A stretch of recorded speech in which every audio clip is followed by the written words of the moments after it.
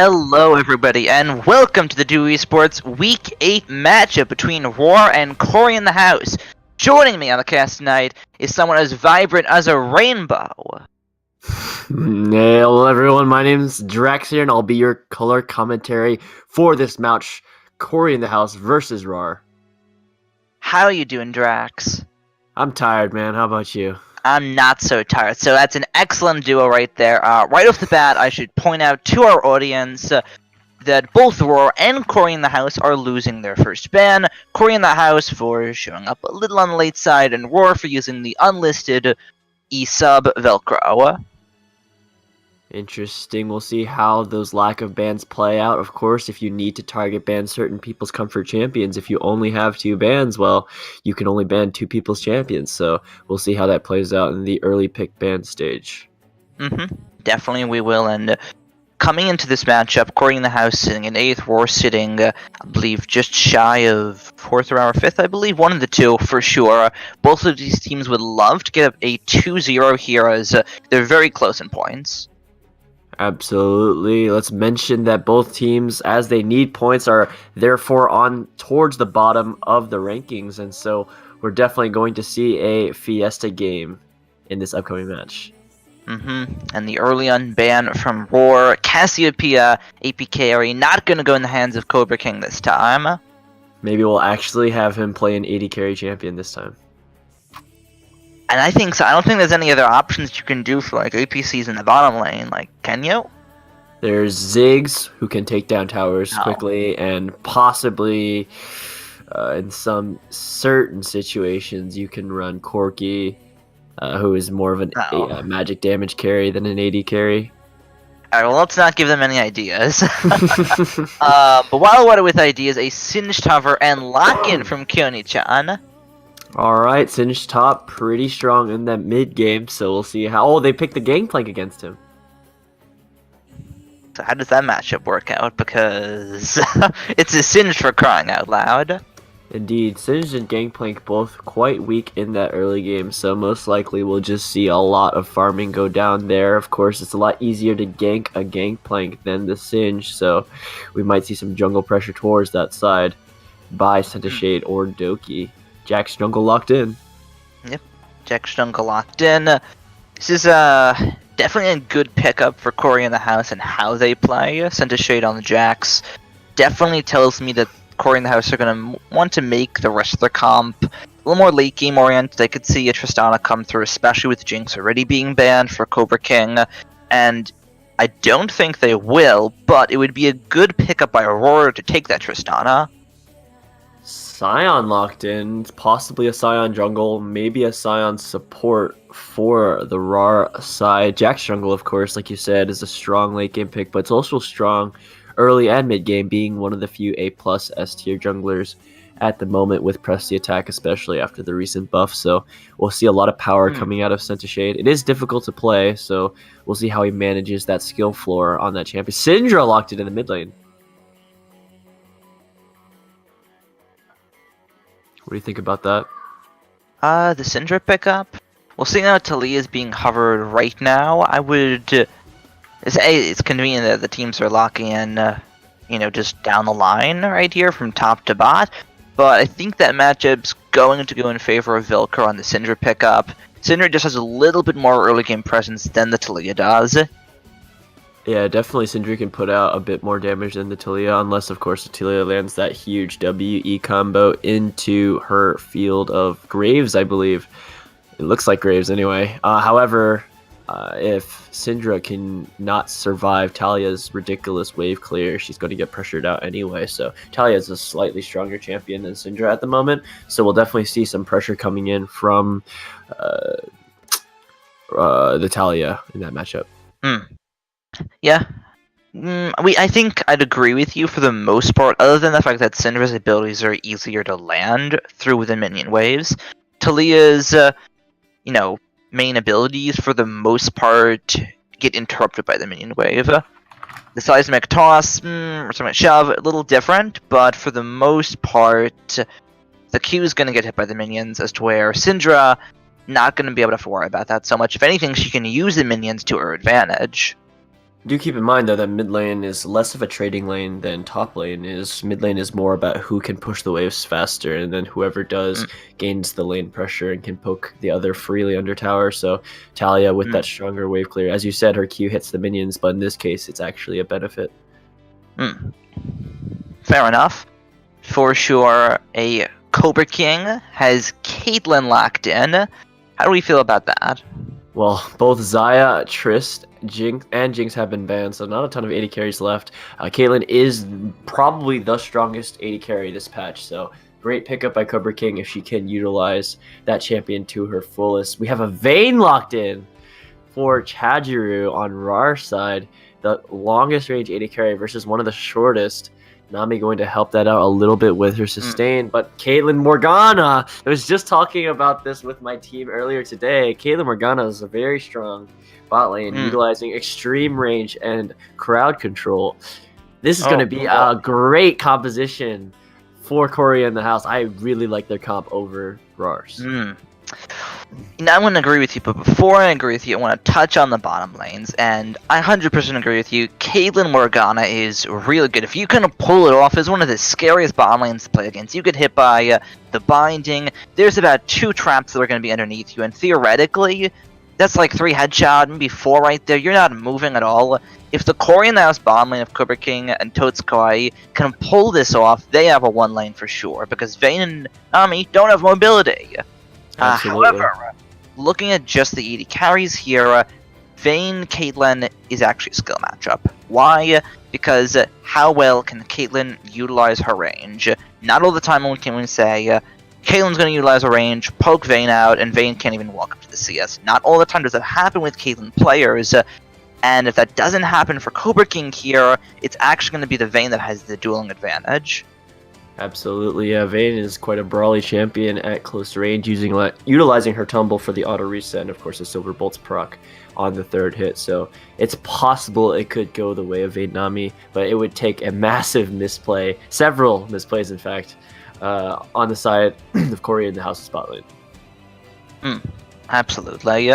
Looking at the team comps as a whole, I know you're liking what CoryInTheHouse are picking up a lot more, but why? Absolutely. Well, generally in these kinds of games, especially, you're looking less about comp and more about the tier of champion that they're picking. So Gangplank, of course, being currently not the S tier champion it was of a couple patches ago due to Klepto nerfs and the most recent nerf to his Q and his barrels, but he's still a pretty B plus A tier champion. So not bad by any means. Jax, of course, being one of the strongest junglers right now. Talia being a solid A tier mid laner. Caitlyn being the number 1. And Morgana being solid A-tier support as well. But on the Rawr side, we have Scion Jungle, of course, very off-meta pick.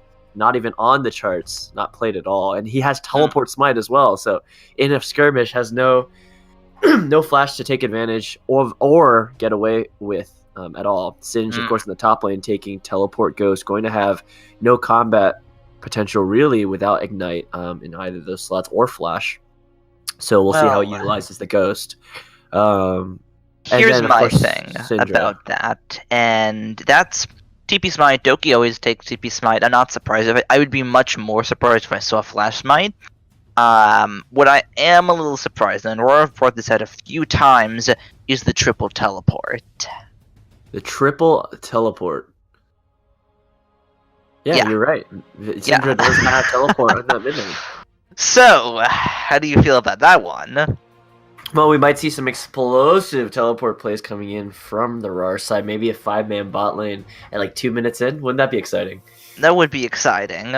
I'd actually love to see that. But the downfall of that is when I've seen them run triple TP, I haven't seen them use triple TP in the fashion we're imagining right now much at all. I see the TPs being used very individually, like here's a lane TP without a whole lot of thought as to where, hey, we have a war in the bot lane, 3 people want to teleport down here and just cause havoc. I haven't seen that get at Rawr, and I'm hoping in this matchup they do it.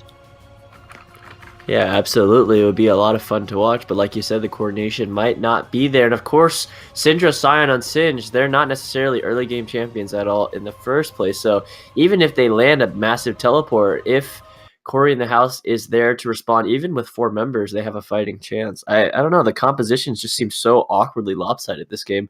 We'll see how it plays out.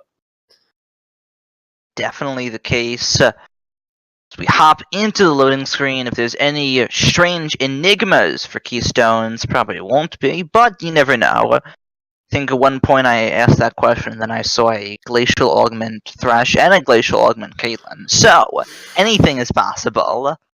Let's take a look in the top lane for CoryInTheHouse. Grasp Gangplank. I think that's a slight mistake. You could go Klepto in this matchup and kind of just farm the Singe for some extra gold. Grasp is more of a dueling matchup, and Singe is not going to bully you out in the first place. Your W actually outsustains his entire damage pool.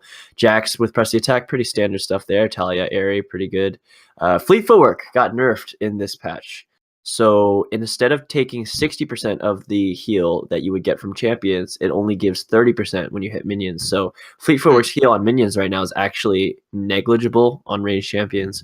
Most of the champions that took it before liked it for the heal and the movement speed, but essentially now it only really gives it for the movement speed.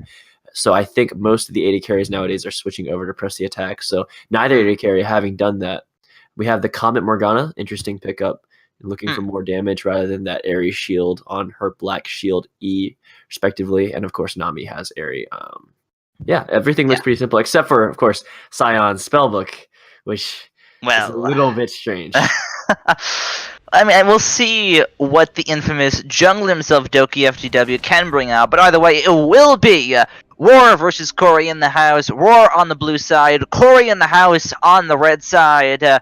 Type which one do you think will win this matchup in the Twitch chat. Hashtag RWR winner, hashtag CTH win. And I think we might be having a pause any second here. A pause? No, I know it hasn't even happened yet, but both of these teams have like, A, it's Duo Esports, and B, it's Rawr, so there will be a pause. At some point in this game, there will be a pause. So I'm fully expecting it. It ain't Duo Esports if there ain't a pause. Mm-hmm. I'm like fully expecting it at this point. All right, pretty standard 5-point spread across the map. Little bit of a deviation from CoryInTheHouse. 4 members kind of clumping together. Pretty standard. Nothing to see here. No, doesn't look like they'll go for the invade. Do you think they should have? Morgana is one of the few champions that can invade against a 5-point spread. But the best invaders, of course, would be that Blitzcrank, Thresh, Nautilus, someone that can hook someone out, single out a member of the 5-point spread and take them out. Of course, the 5-point spread, its greatest advantage being you can see people coming from far away, and you can run away at any point and know where they're coming in from, and have a wide vision across the map. But it doesn't matter if they're going to hook you in. But we haven't seen a lot of Blitzcrank or Threshes in the Duo Esports League anyway, so not a lot of invades happen generally. Alright. Looking at the junglers here, Send Shade and Doki on Jax and Sion respectively, do we think there'll be a lot of early ganks? I'm looking for a lot of early pressure from the Jax, but like I said, I don't really know much about Sion with the Minion Dematerializer on a jungle champion. I don't know about that. We'll see. We'll see let's take a look at their paths. Jax has path over to the Grump, so he's looking probably for a more full clear route. And of course, Sion doing the same with those Raptors, having that AoE clear. It was in the chat. I just verbally misplayed calling Duo AOL by accident. Oh, you did? Yeah, I didn't even notice that. All right. Well, for a second. Yeah. For a second. All right, I didn't even notice it. But nonetheless, thinking of you for that team. All right, fair enough. They had their game last time actually, and it didn't go too hot for them. One might say they got piped, unluckily. Yeah, this matchup though, piping aren't here, so the game's not gonna go in piping style whatsoever. Thank God for that, otherwise I might have a PTSD episode. Let's take a look at the junglers once again. Pretty even start here, both going for a longer, clearer route. Jax is on his red, Sion on his blue respectively. Keep in mind, Sion has done Wolves, so has Grump left to take, but Jax instead opting to go for the Krugs over Raptors. Going to put him a little bit behind in terms of pathing. Let's look at the CS really quickly. No deaths or aggression really coming in from any lane. So No. Gangplank winning the CS game by quite a bit, bullying out that Singed. And this is what I mean. If you took... Oh no! Gangplank has taken Relic Shield in the top lane. Yes. This patch, support items, Bandit has been removed. It was a hotfix patch, so that in playoffs for NA, LCS, they would not see support items taken, much like it is here. So that means that the main gold generation of those items were shifted over to the GP10 passives, and killing minions shuts down that passive. So it's going to be that's a little terrible fun. pickup for the GP there. Well, while we're talking about terrible pickups, and that's you're looking at the GP, I'm looking at the Singed. Almost every time I see a Singed, I expect proxy. This is a Singed that isn't proxying, and actually very defensive in how Kyoni-chan is playing, which leads me to believe that it might be. Oh, wait a second. A little bit of trouble for Tots Kawaii in the bottom lane, and it gets turned on him right afterwards. Uh-oh. Uh-oh, and like you said, Caitlyn Morgana misplaying can lead to aggression from that Vayne Nami, and it turned out... Yeah, there's that aggression with the Tide Colors. Oh, the trap lands! The trap lands it! Decides to go forward. There's the exhaust, the aquatic bubble. Not gonna be able to land, but Chijiro will tumble over and pick up the kill. See, this is what happens when Cobra King does not play Cassiopeia AP carry in the bot lane. Oh boy, I mean that was very, very risky for Rawr to go for it, but it did pay off, and it does go big. Absolutely, 2-0 Vayne going to hit that power spike of that IE shift that much faster. 800 gold in the bank, roughly, with that CS advantage as well. Oh, Infernal Dragon might go over. Go! Alright, I love to see it when teams do this. Is it risky? Absolutely, but do you know that your opponent should have no idea? Oh no, he might die to Dragon! So, alright, well, that could have been avoided, but still, that is infernal. 5 minutes in for Rawr. That's a good pickup. All they had to do was trade aggro a little bit, failed to do so. But it was an Infernal. Like you said, 5-minute Infernal going to be a massive impact on this game. Actually, this might be the game completely. Let's not go that far, but it's definitely a strong start for Rawr. Always take a lead and exaggerate it to its fullest. Create some hype for the audience. Let's see. I want to see some action in this mid lane. Both laners are level 6. Both are low on mana, so as they get back to lane after their first backs, they're going to have some actual ability power to throw some damage around in the top lane. What's going on here in the top lane? Poison Trail Ghost popped by Kyoni-chan, running all over Ben solo carry.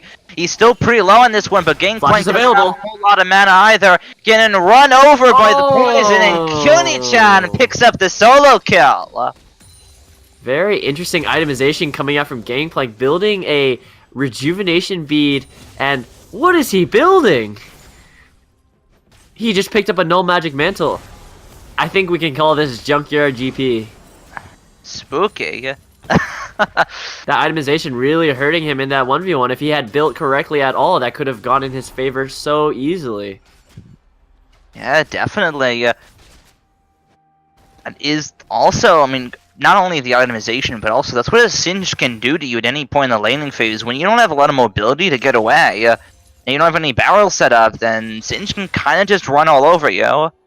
Absolutely, and usually you look for that from Singe that take Airy in lane for that extra ability power and damage tick, but even with that Aftershock managed to run the GP right over. Well played from Kyoni-chan. Well played indeed. Looking at the mid lane, it doesn't look like too much has happened. Most recently, Barrier was popped by OP Kill Switch because of Unleashed Power, but other than that, it's by far the calmest of the lanes. Absolutely, and generally that is how that works out. Mid lane not really having a ton of action until junglers show up. Oh, but as I say that... There's the stun, but not going to follow up with anything else. Doesn't have ult available. Right now, my spectator is super bugged. I can't see the cooldown of Syndra's ult whatsoever. It looks like it might come up pretty soon. In the bot lane, we have some dueling. Ooh, okay. Well, little bit of a mess up on the combo there out of Chijiro ends up going for the auto and then the condemn. Not able to get repeat the of the fight in the top lane. Singe looking for the flip. Oh, Sion's here for the gank. Oh, there's as well. Doki's here. There's the flash. There's the ultimate out of gangplank. Will be able to repel the gank, but that's going to force lane pressure over towards Kyoni-chan. Absolutely. Take a look at the jungler's levels. Jack's out jungling the Sion completely. Level 7 to level 5. That might actually make a difference. And he's... Oh! And right as I say that, I see Senta Shade on Jax's itemized Moby Boots Rush. Never mind. Oh my. Never mind. Advantage lost. Oh wow. These players are just giving you a headache, my friend, aren't they? What I'm looking for, though, is don't the agree with these beautiful purchases. From the mid lane. I'm looking for OP kill switch or Velcro to save me from this punishment. Alright, so all your hopes going into the mid lane. Absolutely. Right. The cleanest players so far with the highest CS numbers, and of course, Talia and Syndra being quite flashy champions in their own right. Senta Shade looking for the gank mid lane is spotted by the ward. They're not able to land the trap, but they will right afterwards. The tidal wave to come through. Oh. Damage low on Headache Remedy. Ace in the hole doesn't get blocked in time. And Weaver's wall comes down as well. That's 4 members of CTH. Final hour gets the invisibility juked, but gets bombed into a dark binding, into a build over Peacemaker. Doki to come through now in the bottom lane. That will be a kill on an OP kill switch. This is going to be a 2-for-1 in favor of CTH. What an incredible misplay from the bot lane of Rawr. Very interesting. Chajiru not only didn't block the headshot from Cobra King, but also healed late. Actually healed after she died, so both things failed, and the Nami falls. OP kill switch still has both summoners available unless my spectator mode again is bugged. Oh, the proxy goes down. Oh, Proxy might be in trouble right here. Kyoni-chan getting jumped on by Senta Shade, but is it actually Senta Shade getting jumped on by Kyoni-chan? Lands this poison slow, runs all over him, and that's another kill for Singed. Absolutely. Senta Shade did not have ultimate available for that magic resist, so very squishy champion. Dodge does absolutely nothing against an ability-based champion like Singed. And that's where the Moby Boots itemization comes back to bite him. Like I said, all advantage lost. Oh, actually, back in the bottom lane, ends up autoing a minion accidentally, so isn't able to get the third proc off, but it's still a lot of pressure on the side of Rawr. Absolutely, and as you mentioned, not able to get that Silver Bolts proc off. In the early game, that's all of Vayne's damage, so switching aggro like that as a mechanical misplay is a massive problem for Vayne players. That's what, we should Vayne spot, actually. Start adding up points for... Oh! Ooh, not enough power on the Unleashed Power. Take out OP kill switch. Oh, barrier and flash still available if he so desires. Merc Tread's Rush is correct in this case, going to protect him against that Sork Boots penetration and the base damage of the Unleashed Power as well. Definitely the case. And the second Infernal Dragon is now alive. We'll see if either of these teams want to go for it. Oh, it lands! Oh, there's the Scout of the Week. Not able to land the follow-up throw afterwards at OP kill switch. GP ult actually burned on the dragon. They thought the enemy Rawr team was taking it. Completely burned. It's going to be a massive tool that's not going to be available for the next 3 minutes or so. Yeah, definitely paranoid play due to that lack of vision coming out of CoryInTheHouse here, and you have to think, when they had that advantage, that pressure in the laning phase, dropping a few wards down may not have been a terrible idea. Absolutely. Let's take a look at the CS really quickly. Sion has almost caught up to Senta Shade. Like I said, that purchase really butting him in the back. Syndra 20 CS ahead of Talia. Those unleashed powers, while not killing her, are adding up. Oh, in the blue bump. Oh, that looks really bad for Senta Shade. Doesn't matter if he's got the ability on him or not. And Doki is now jumping on OP kill switch. The barrier will not mean anything. One more auto or the smite to come through out of Doki. Now in the top lane with the turret down, it will be Kyoni-chan running all over Ben Solo carry on this one. We'll see if we can try and get away or fight back on this. But that poison trail is just following left and right. Gets the slow off with the barrel. Jukes into the bush, but there's vision in the other one, which means he gets slowed down right afterwards. flung into the wall, run all over. It's gonna have to be some really fancy work out of the BSC to try and make something work here, but it's just getting run over. HP bars down at 20% on both of them. The stopwatch locks him in place. There's the kill for Cinch. Now in the middle lane, Totes Kawaii picks up a kill. It's not a kill just yet, and he manages to get the fancy footwork out of him as Doki goes down in the middle lane. 3 for 0 on the side of Cory in the house. Wow. Youch. Complete reversal of events. Think Ben's solo carry was gonna be able to make that work, but he somehow managed to delay the fight and ring around Singe long enough to get the kill. It's that rejuvenation bead. It has to be.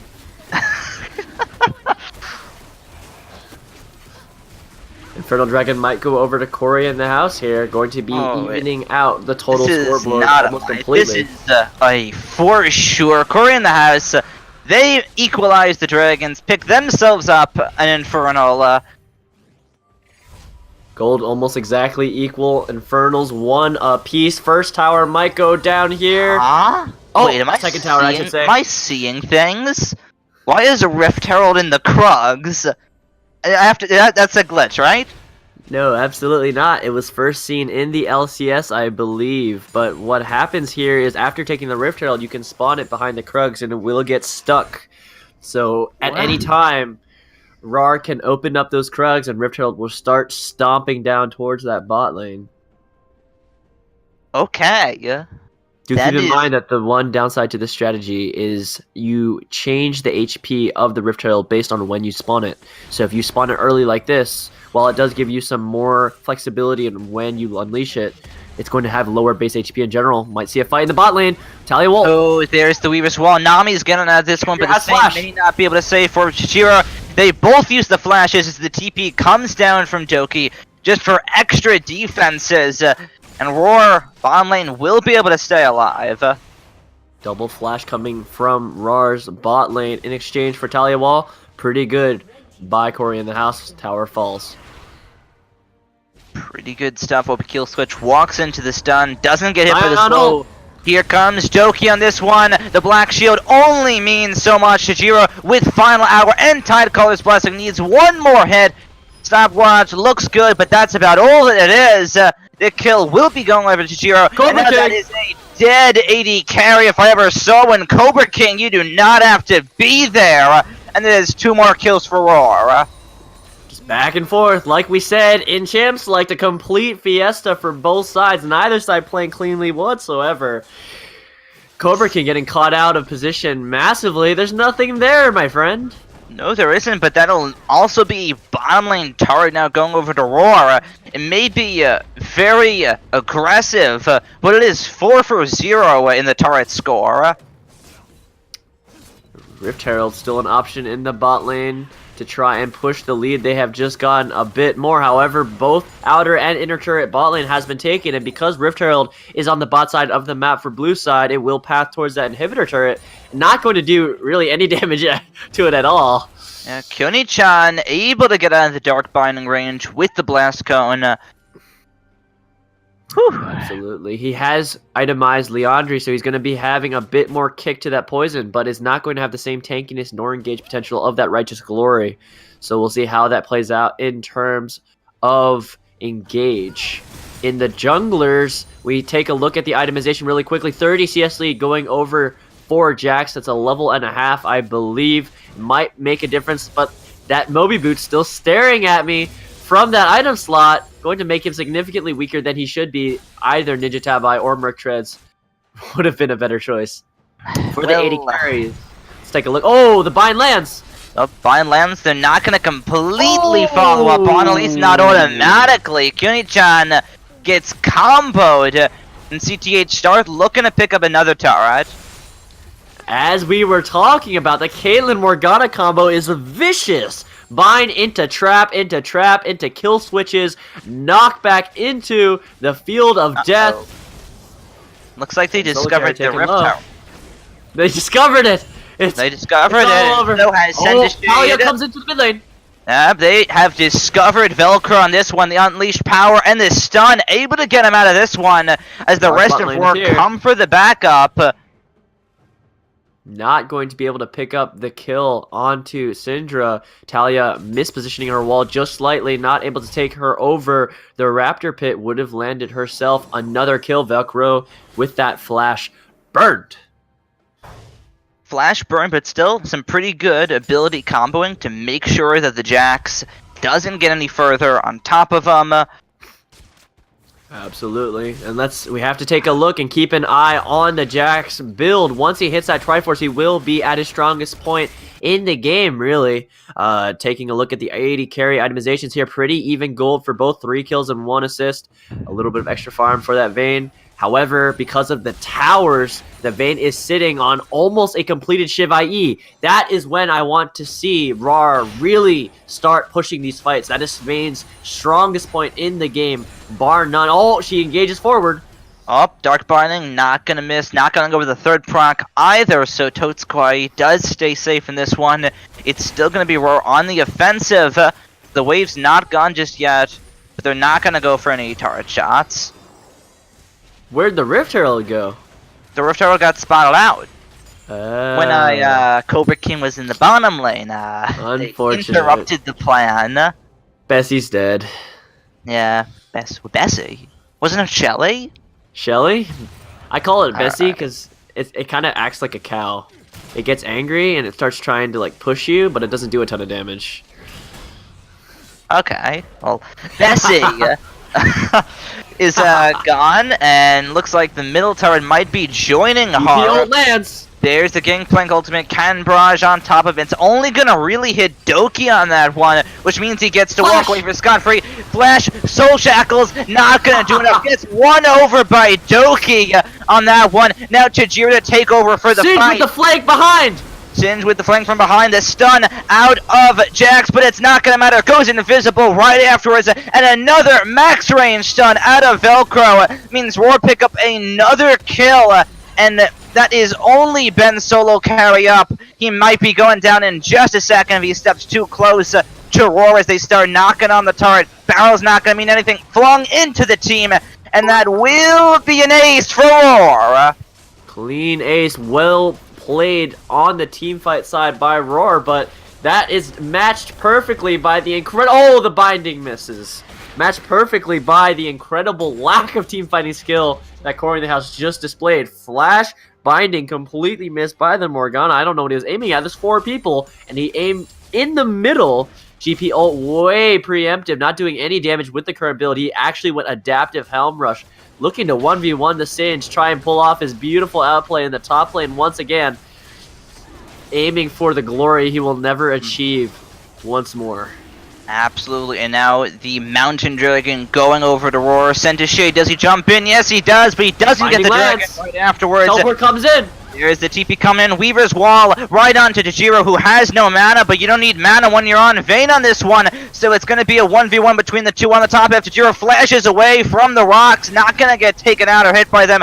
Doki lands the stun on a Seneschal, which means they can't chase down Tajiro any longer, but he does go down in the process.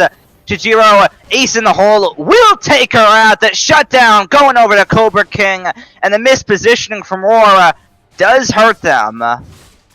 Throw after throw after lead after throw. Let's see how many throws we can get to by the end of this game. Morgana trying to hold the top lane against Singed. Itemization completely unbalanced now for Rawr side. The tower gold adding up in that global aspect. 3 items completed for the top lane, 2 for the jungler, 3 for the mid laner Syndra. Almost 4 items completed. Oh, the red buff. Tots Kawaii prevents the red buff steal. Almost 4 items completed for that Vayne. It's going to be extremely strong once the rapid fire cannon is completed. Ardent Sensor, of course, on that Nami. Redemption going to come up soon, hopefully, on CoryInTheHouse's side. Only 2 items completed for that Gangplank. Not even Triforce completed for Sent to Shade yet. Really lacking on this Jax jungle. Moby Boots are going to kick in sometime, I swear. For the Talia, 2 items completed. Very weak in general considering one of those items is a Merc Treads for the Caitlyn. 3 items completed, going to be hitting out some damage, but not going to be enough, I think, to really get through effectively the Bramble Vestige attack of the Singed. And, of course, Morgana not having picked up this. Oh! Unleash power! Oh, goodbye. I've seen that story one too many times, and Cobra King disrespects the Syndra and gets taken out for it.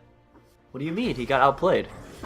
Oh, yeah. What am I saying? Getting outplayed by Velcro. Very good performance on this Syndra so far. Here, it's like Rawr looking for some pressure on the bottom turret, waiting for the next minion wave to come in. This is really a waste of time from both teams. I would like to see the Baron dance completed, but it looks like Rawr has neither the confidence nor the knowledge to try and attempt it. Going to go for the old school whack at their towers very slowly until someone screws up. Yep.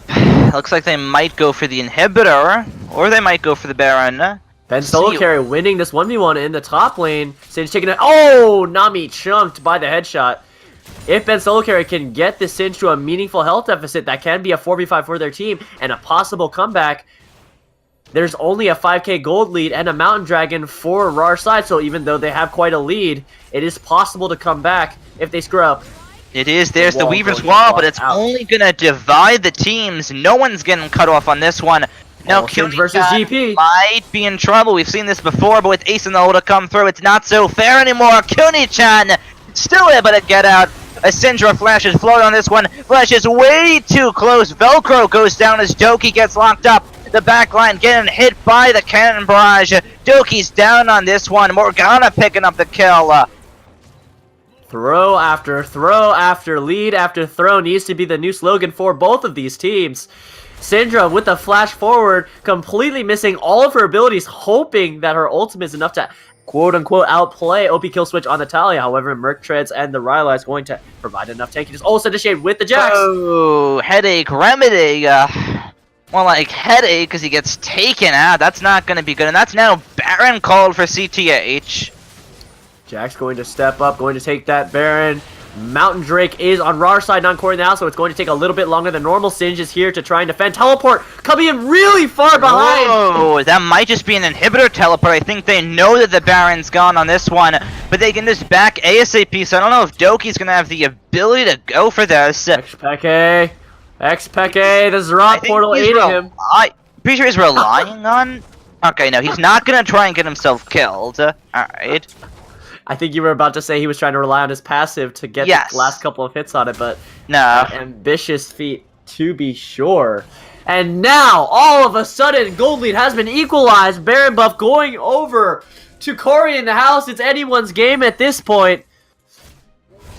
It definitely is, and if we look at the Dragon, Ocean Dragon up next, both these teams would have liked that earlier in the match. Have to give a big shout out to the minion dematerializer on Sion, really doing work this game, sitting in his inventory. 6 stacks available.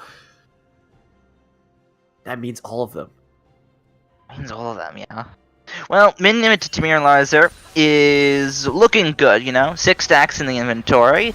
Dark Binding's looking pretty good too. There's the Jack stun, and there's the kill. Here.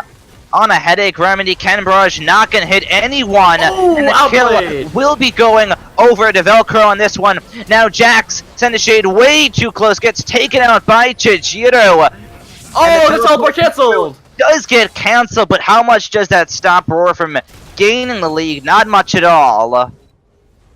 Do keep in mind that Vayne excels in these short-range skirmishes, so as long as a 5v5 team fate does not break out, Rawr will have the advantage with that Vayne pick. However, once a 5v5 breaks out, the Caitlyn's greater range will be a bigger boon for CoryInTheHouse than Vayne's raw output damage, her range not being large enough to really push it. Ocean Drake going to go over to Rawr. Yes. And with all the chaos in this matchup, you know, I don't know which team is...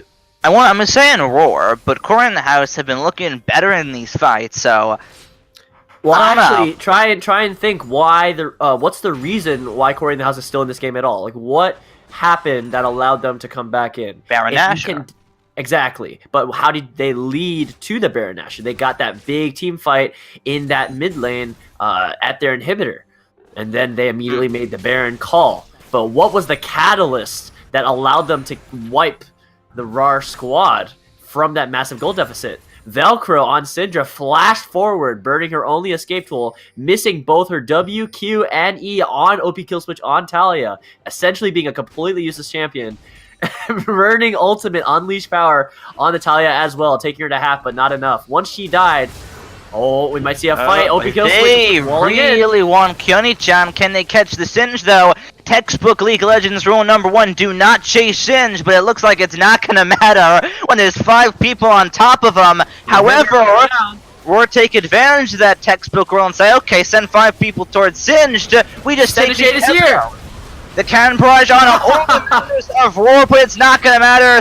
Shade gets taken on this one. Doki in the front, the tankiest member of the entire team, getting focused, goes down to Cobra King. But now Chijiro goes up, gets the kill on a Ben solo carry, and now gets some damage on the backline. Gets taken out by Cobra King though, steps way too close as the Dark Sphere does some good damage. Velcro getting way too close, and a triple kill for Cobra King, and ace for CoryInTheHouse. The range from Caitlyn coming in big for Cobra King on that Caitlyn. And there's a reason why Caitlyn is an S tier pick at the moment. No real weaknesses throughout the entire game. Vayne, of course, lacking that range, not able to get into the fight whatsoever. To really play Vayne effectively, you need some Gosu-like mechanics, and Chadjiro not having those. Unfortunately for Rawr, this might actually be the turn where Rawr finally lose the lead to CoryInTheHouse. Yeah, and if we're looking at the gold, there's only like 200 separating these two teams right now. Maybe a little bit more as the farm starts to go down, but yeah, the gold has never really been, at least definitely towards the latter half of this game, not in one team's hands. It's very, very close. Absolutely, but this is the first time that Rawr has lost the gold lead to CoryInTheHouse. So with that later game composition, as you were talking about, with the Jax, with the Caitlyn, with the GP, with the Talia even, they should be able to now, with this game in their palms, roll over the roster of Rawr. However, one misplay, one unleashed power, one outplay by the Syndra, and that is a 4v5 situation. So we have to see them play it at least somewhat decently. No major mistakes. Nope. No major mistakes, but CTH have to replicate what just happened, do it again, rinse and repeat, repel Rawr, have positional advantage, and pick up some turrets. Because as of right now, while yes, they're playing better in the team fights and the goals, the turrets are not in their favor. GP ultimate goes down to clear the wave. Talia ult comes in. They're just going to stall them out. Just to stall them out. Cannon Barrage not going to do anything else, really. Will defend the turret, but it's a good ulti that's not there for the fight anymore. How do you feel about that? It was sort of necessary, Talia not being in position to defend the tower. However, it's only going to delay it one wave, and Caitlyn is stuck in this bot lane defending against the Singe, not where she wants to be. She wants to be in this team fight. Sion ult in! Oh, Doki's going in on this one on the backline, which tells the rest of the world to come piling through the tidal wave on at 2 members. The turret goes down, and so does Chijiro almost right afterwards. It still alive. Will be Shade staying alive somehow, as both of these teams not losing anyone just yet. Singe is on the inhibitor turret trying to whack it down. It is at 20% HP. Let's see if they can defend it before it falls. No, that can't. No minions there, and even then, Sin's gotta go on the run for this one. Looks like they're gonna try and chase him. Shade lands his stun, but where is he really going with this one? 1v2? 1v2 not gonna matter. Shade is gonna get taken on this one. Kyoni-chan! Possibly looking for a second. I'd say start running, my friend, but there's in the top lane. Morgana falls. Back in the top lane. Morgana falls, but so does Chijiro right afterwards. Kyoni-chan will be going down. The flash forward from OP kills, which secures the kill. Oh, and no. Cobra King, goodbye, my friend. Adios. And it is a 2-4-3 in favor of Rawr. 3 times this game, Cobra King with the exact same line of play into line of death. QE from Syndra into the Unleashed Power is a dead police officer. Oh boy. You know, you can't lay down the law when you're dead. That's just not possible. No one's that good of a sheriff. Indeed. Not a lot of respect coming out from the Caitlyn's itemization until this point. First magic resist spot by the Caitlyn of the game in that Null Magic Mantle GP, going for a much tankier itemization in this game with the Adaptive Helm and Frozen Heart. Wow. Alright.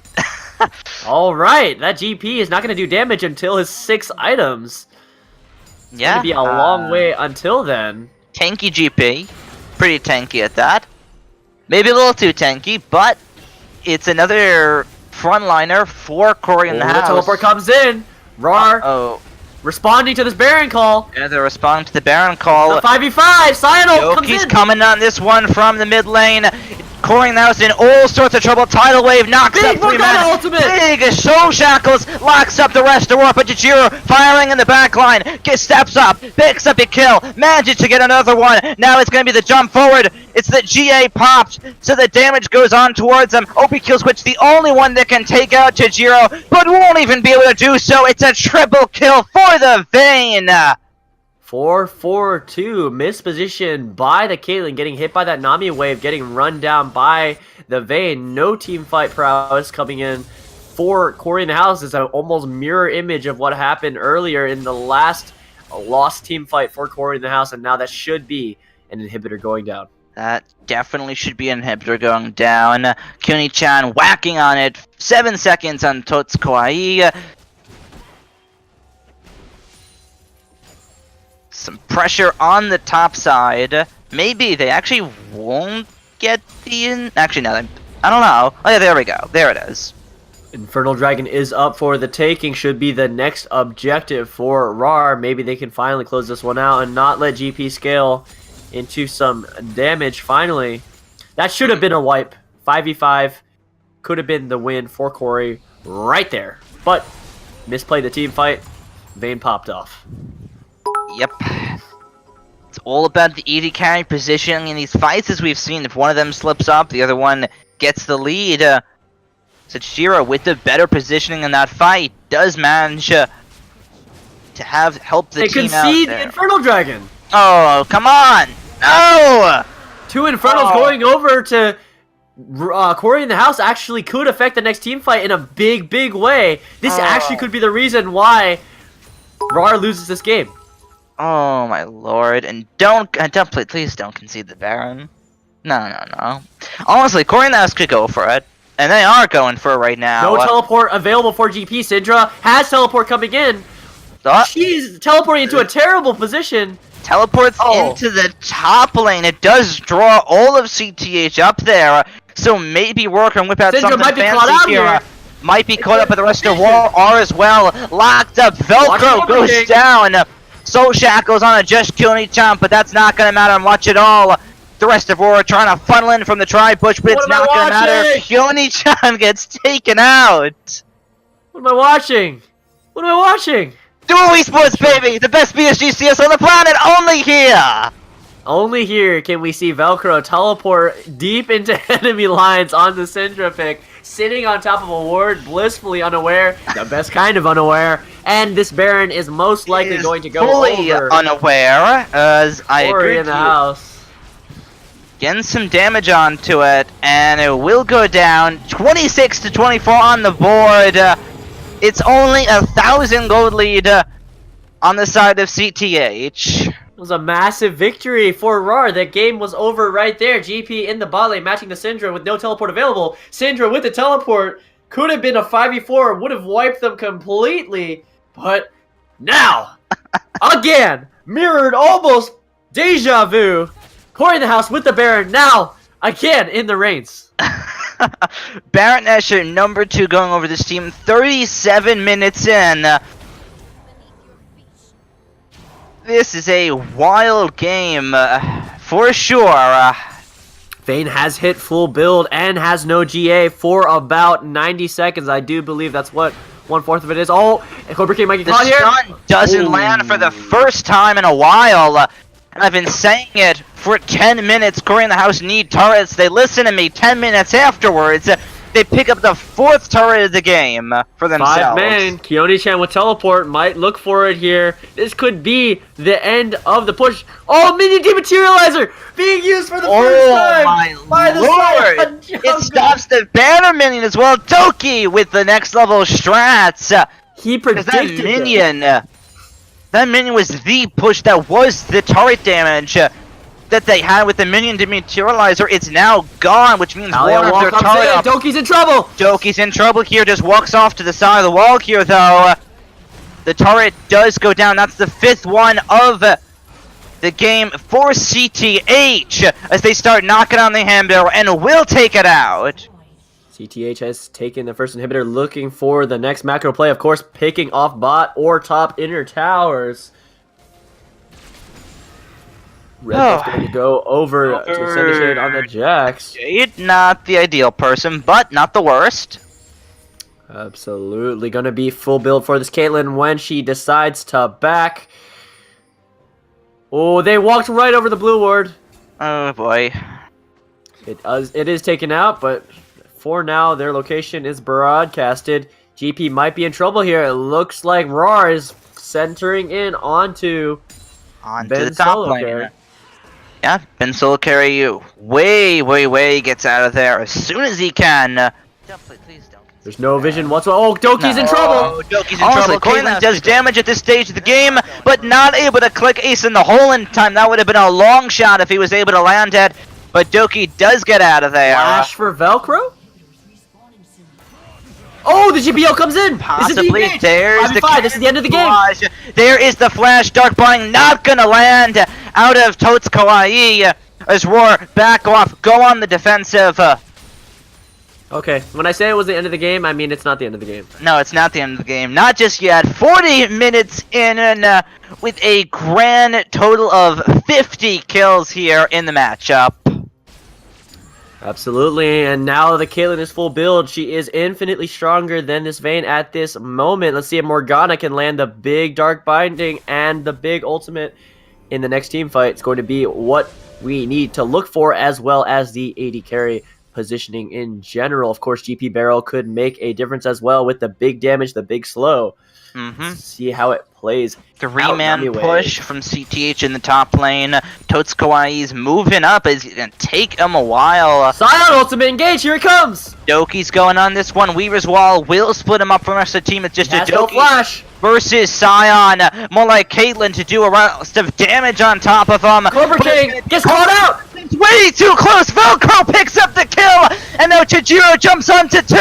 Locks the Talia against the pit, right into Keone-chan. Chijiro still alive with Guardian Angel, gets stunned up, DA popped. Now the damage sent to Shades going down on this one.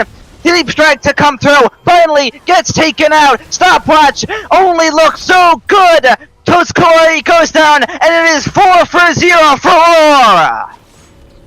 Oh my lord, what a team fight. Could have been way better if Caitlyn actually used her eyes or her monitor, neither of which were used in that team fight. Both flash and heal available for that Caitlyn. Minions at their Nexus towers, not going to be able to get much more than just the inhibitor mid lane. Most likely Caitlyn is up in 13 seconds. While it was a great team fight on the side of Rawr, their team fighting presence shown in these fights, not going to be enough to make any meaningful gain on their side for now. At this point in the game, as the death timers increase, one team fight is all it's going to take. Oh, Caitlyn's here. He's free firing. Cobra King's back up on this one. Inhibitor number 1 in the mid lane will go down for Rawr. The second one up top not going to be able to be taken. Rawr don't get both the numbers. They still get one on Elder Dragon. Is a very ballsy call right now. Vayne has no GA available. It was burned in the last fight by Senishade. A last desperate maneuver on the Jax jungle may actually make the difference in the next team fight if they can catch out the Vayne, much as Cobra King was caught out in that last fight. Talia going to be giant wave for Nami in the bottom lane. Headache Remedy is going to enjoy that as supports. You barely get that much of a wave in the first place. Macro So, at yeah. its finest. Alright. So CTH could go for the Elder right now. I don't think they will, as Rawr are now in position to contest. Kill Switch is not in position. He's quite a bit away. Not Ultimate quite. came down. Doki Scion's cut out. A little too close on that one. Gone. Gets He's taken gone. out. Weaver's wall to come through. Syndra versus Will Talia. split up the rest of the team. Syndra versus Talia in the mid lane, though. That's going in favor of OP Kill Switch. Now the Elder Dragon the focus, and once again, it's like it's kickball here as the game gets tossed over once again. Now in the hands of CoryInTheHouse, although the difference here might be the end. No longer just throwing a ball around, they're throwing a grenade around. With these death timers, 30 seconds on Doki. It is a 3v5 situation.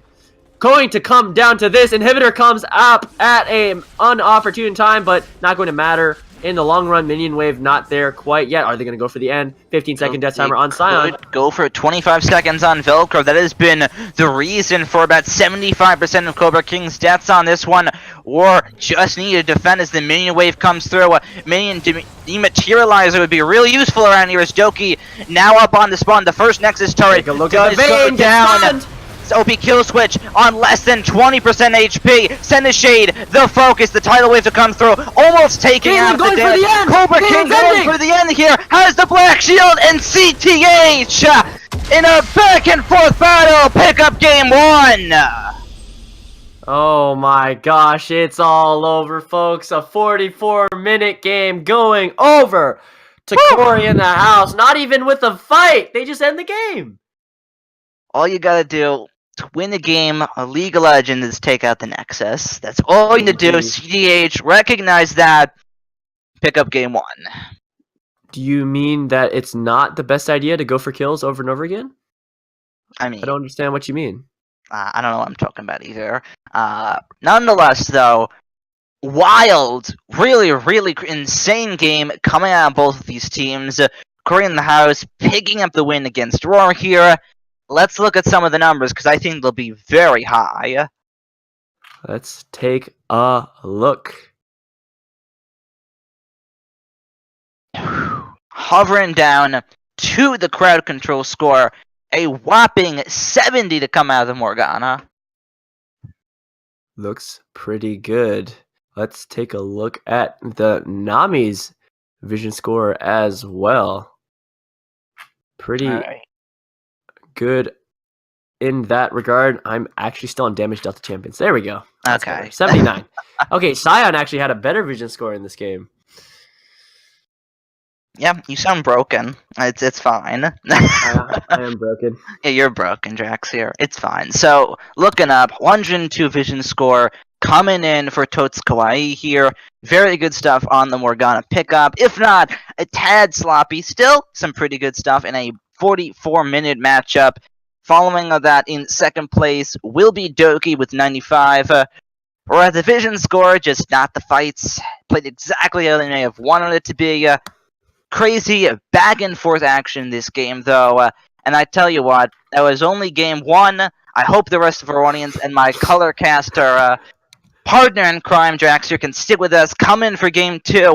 Will we have another back and forth slugfest, or will we not? And if we do, either way, who's it going to be that picks up game two? Are CTH going home with a 2-0, or we're going to be able to tie it up?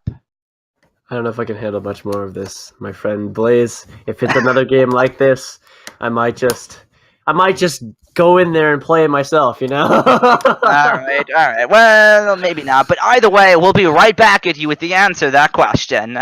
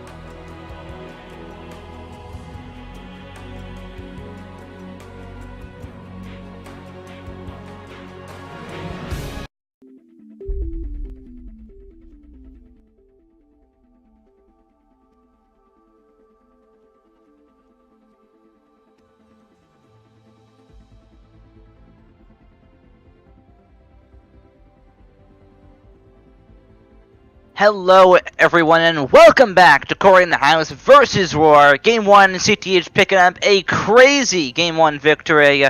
Will they be able to do it again? And will we survive it? I'm Drax here, your color caster, and we're looking forward to match 2. Yes, so after that kind of game, really crazy or really wild, what do you take away from that? We have a simpler game this time. It's like a plaintive request. No. Don't get what you want. Give me what I want. What are these players take away? Alright. So, a couple of things to note from that last game. Caitlyn versus Vayne, both of them were the star players of their team, respectively. And now, that might not necessarily mean that the players are the best on their team, but that is a natural result of the current bot lane meta focus on the AD carry and his power. Of course, when the AD carry mispositions, as we saw from both the Vayne and Caitlyn multiple times, the fight goes extremely poorly for that team. Obviously, you no longer have that big source of DPS. But what I want to see in the top lane is some more consistent tank play. If we can try our best, really, to finally have a good 5v5 team fight from both sides, that is the dream for this game. Because last game, there were none. So, really interesting, and I'm going under the assumption that they're in LCS order, okay? Doki's in mid lane. Oh, are they switching it up? I think they might be. And if you're Doki, I don't think you can take Smite. I mean, you probably could, but I mean, I don't think it's going to be a Smite mid lane. So, completely different jungler here for Rawr. I mean, the Scion with the minion dematerializer and teleport smite has been taken off the table by Ben solo carry, so we won't see that fantastic S tier, S+++ tier pick from Doki on Rawr's side this match. Poppy all locked in. And Sejuani insta-locked in by balls to the wall on this one. Very interesting. Let's see how the Poppy Sejuani double tank can interact together in their early game and, of course, pose that big wallish front line in the late game. Really interested to see what kind of AD carries both teams pick up, how they can complement already what's looking like a formidable front line for both teams. Maybe my prayers have been answered.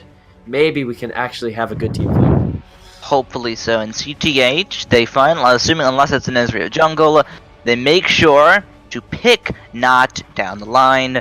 Top to bot is not always the greatest of ideas, and Cobra King on now on Ezreal, with the Cassiopeia still banned. I think it's a good pickup. A lot safer than Caitlyn, to say it one way. Indeed, however, Ezreal not necessarily having enough damage to get through the Sejuani Poppy if he's behind or even. Little English mishap there. But yeah, it may not be enough damage from the side of CoryInTheHouse to get through so far the Poppy and Sejuani, so we'll see if it's punished in these next couple picks. Yeah, I'm not one to read the chat all the time, but when Havana just said if Doki goes to Smite mid, there'll be a $20 donation. So actually, while I'm very much down on the credibility of it happening, now I kind of want Doki to go TP Smite mid, which we will confirm when Spectator delay is over. Take a look at the summoner spells. He still has TP Smite hovered. It's still possible. The dream is alive. Duo Esports might not be poor anymore. I mean, yeah, we may not be anymore. But Xayah locked in for Chijiro. I do like this pickup a lot, and it's a pretty good AD carry. One of her favorites as well. So I do think that the Rawr bottom lane is looking good so far.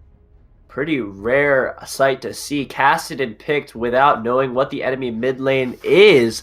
Maybe we can actually see a Talon, Yasuo, or Zed pick up. I don't know if Doki play any of those champions, but fantastic pick into the Casted. Of course, his passive revolves around countering magic damage. So AD mid laners, of course, having a fantastic time against that champion. We'll see if it happens.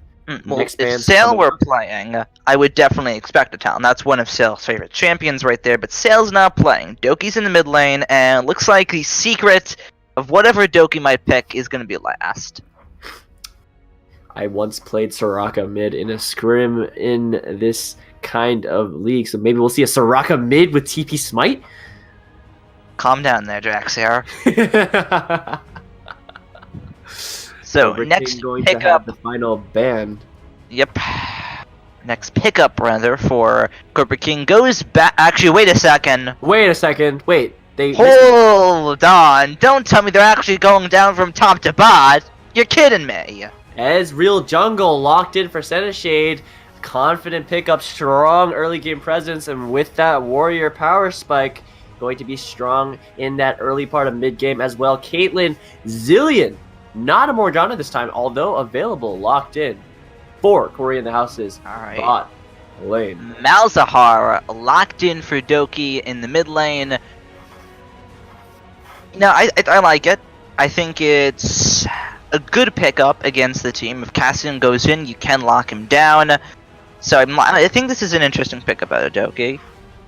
It's going to be a relatively low damage team comp from Rawr, of course, focusing a lot of their hopes and dreams on that Xayah. Going to see if Chajiru can carry the weight of his team in that damage aspect. Of course, the same not going to apply to CoryInTheHouse's team comp with the Ezreal Jungle, Cassian mid, and Caitlyn AD carry respectively. Going to provide 3 damage sources. However, not the same kind of tanky frontline. Let's see how it plays out. Oh, wait, TP Smite. It's hovered. Wait. No. With 3 seconds left. But the result, Oh. Doki. We're loading in. We're about to find out. Yes, it is, ladies and gentlemen. TP Smite, mid lane Doki, Malzahar pickup. Man shows no fear at all. You know, $20 is $20. And Yeah. I do believe we're about to see $20. Yeah, so Doki. Alright, so teleport on Malzahar's not bad on its own. But TP Smite Malzahar, what could we expect now that Rawr have once again changed up the macro play completely? They said, triple teleport, that doesn't work anymore, let's go with double smite. Very interesting. I assume that he's going spellbook, so that's going to decrease his lane combat advantage significantly compared to Aerie or something of that sort. However, Smite could be used to push in that lane a little bit faster, especially against cannon waves, and the teleport, as you said, can be used in general. See if Cassian can take advantage of that matchup specifically. Matchup can go well for the Cassian in general. Of course, Malzahar not having enough damage to really bully him out whatsoever. Cassian can poke him down with Aerie and his Q. His Malzahar's passive only saving him from the first barrage of poke. In the jungle, though, that's where we really have to watch. If Shade is able to pull off this early mid-game jungle style, we can really see the game completely go in favor of CoryInTheHouse. That is how you play this kind of composition. But if nothing happens, and as is wont to happen in Duo Esports League, if both junglers just kind of sit there and farm, definitely got to give the advantage over to Rawr's composition. Yeah, I would agree with you. Sejuani, very strong jungler. Poppy, very solid top laner. Lulu Zyla, very good bottom lane. TP Smite, Doki on Malzahar in mid lane. Let's see where it goes. I like what Rawr have a lot, but I'm also not 110% against the Ezreal jungle, because assuming Ezreal's able to walk out, survive the clear, and get the red buff, Ezreal ganking with a red buff sounds pretty scary. On paper, it seems a little spooky. However, keep in mind that Ezreal Jungle was the S tier pick just a couple of patches ago, had some nerfs, I do believe, to his Q, so not as strong nearly, but it still is a possibility. See if Shade can make it work. In the top lane, you mentioned the Poppy pick, and while she is a decent tank, she does have less tank capability than, say, Maokai or than, say, Ornn Sion, because a lot of her power budget is put into her W, which blocks all dashes from passing it. One of the strongest aggressive and defensive tools in the game, really. However, the only dash that can be blocked on the side of CoryInTheHouse is Caitlyn's E, so Poppy may actually be a horrifically bad pick in this case. Not her fault, as she did first pick it. So we'll see if he can make it work against the Scion in the top lane. Of course, in the late game, getting on top of that Caitlyn, forcing her not to use her net, or she will be punished by the Golden Wall. Yes, and I'm definitely... this is a very interesting game to comp for both teams. But something I want to kind of touch on that we haven't touched on a whole lot is the Zilean pickup, actually. This is very interesting, and it gives CoryInTheHouse it lets them go in and not die automatically. So I want to see how Tots Kawaii plays on the Zilean pickup, because this is Zilean very, very low play percentage in the duo esports. Absolutely, and that's because it is a hard champion to play, especially if you're mid-laning him. However, as a support, it's a little bit simpler. One of the strongest capabilities that Zilean has is similar to Nasus's W, the Wither spell. Zilean can do the same to enemy champions at somewhat of a close range, and it will slow them down to about 70% of a slow, so 30% of the movement speed left. Alright. So that is his support capability, not just in that massive ultimate that allows someone to come back to life if killed within the duration, as we all know. Let's take a look at the Keystones really quickly, kind of ignored it. Oh, there was no pause last game. There was no pause, yeah. I'm waiting for it. There's going to be something this game, but proceeding as per usual, CTH picking up the Game 1 victory over Rawr, this time on the blue side. Rawr themselves, this time on the red side. So we hop onto the raft. Absolutely. In the top lane, Scion has Comet, pretty standard stuff there. Poppy has Aftershock, also standard as well. We have Ezreal with the Electrocute, the ganking keystone of choice, pretty standard. The only other thing that he could take is press the attack, not as great in my opinion, although of course Ezreal, having been out of the meta since Season 7, where the correct rune to take was, I believe, Storm Raiders. Storm Raiders not existing anymore. Not sure what the best meta rune to take is, although I would assume it to be Electrocute. Aftershock versus Juani not having Fleet Footwork, so her clear is going to be a little bit worse in that regard. Maybe Ezreal can take advantage of that with some cheeky invades. In the mid lane, we have Kassadin with the Comet pickup. A little bit different than Aerie in the aspect that Comet can be dodged on his Q if Malzahar walks in the correct direction at the right time. However, I do not expect that kind of juke capability for the Malzahar. Of course, TP Smite Spellbook, we've seen it already. Kind of not a surprise at this point, although it was just a couple seconds before. See how it plays out. Fleet Footwork for both AD carries. No change to press the attack. Obviously, they didn't hear us say anything. And the casting. Aerie for Zilean and Aerie for Lulu. Alright, pretty standard stuff. Nothing too scary. Nothing too scary. Really, no team going for an invade. Not like any of the comps really can invade, but standard starts on both sides. Senestrate picks up the red buff. Balls to the wall, picks up the blue buff. And level 2 gank in the mid lane. Oh, that would be one way to screw over Malzahar that doesn't have flash in the early game. See if he goes for it. Level 2. There's the arcane shift. There's the mystic shot forward.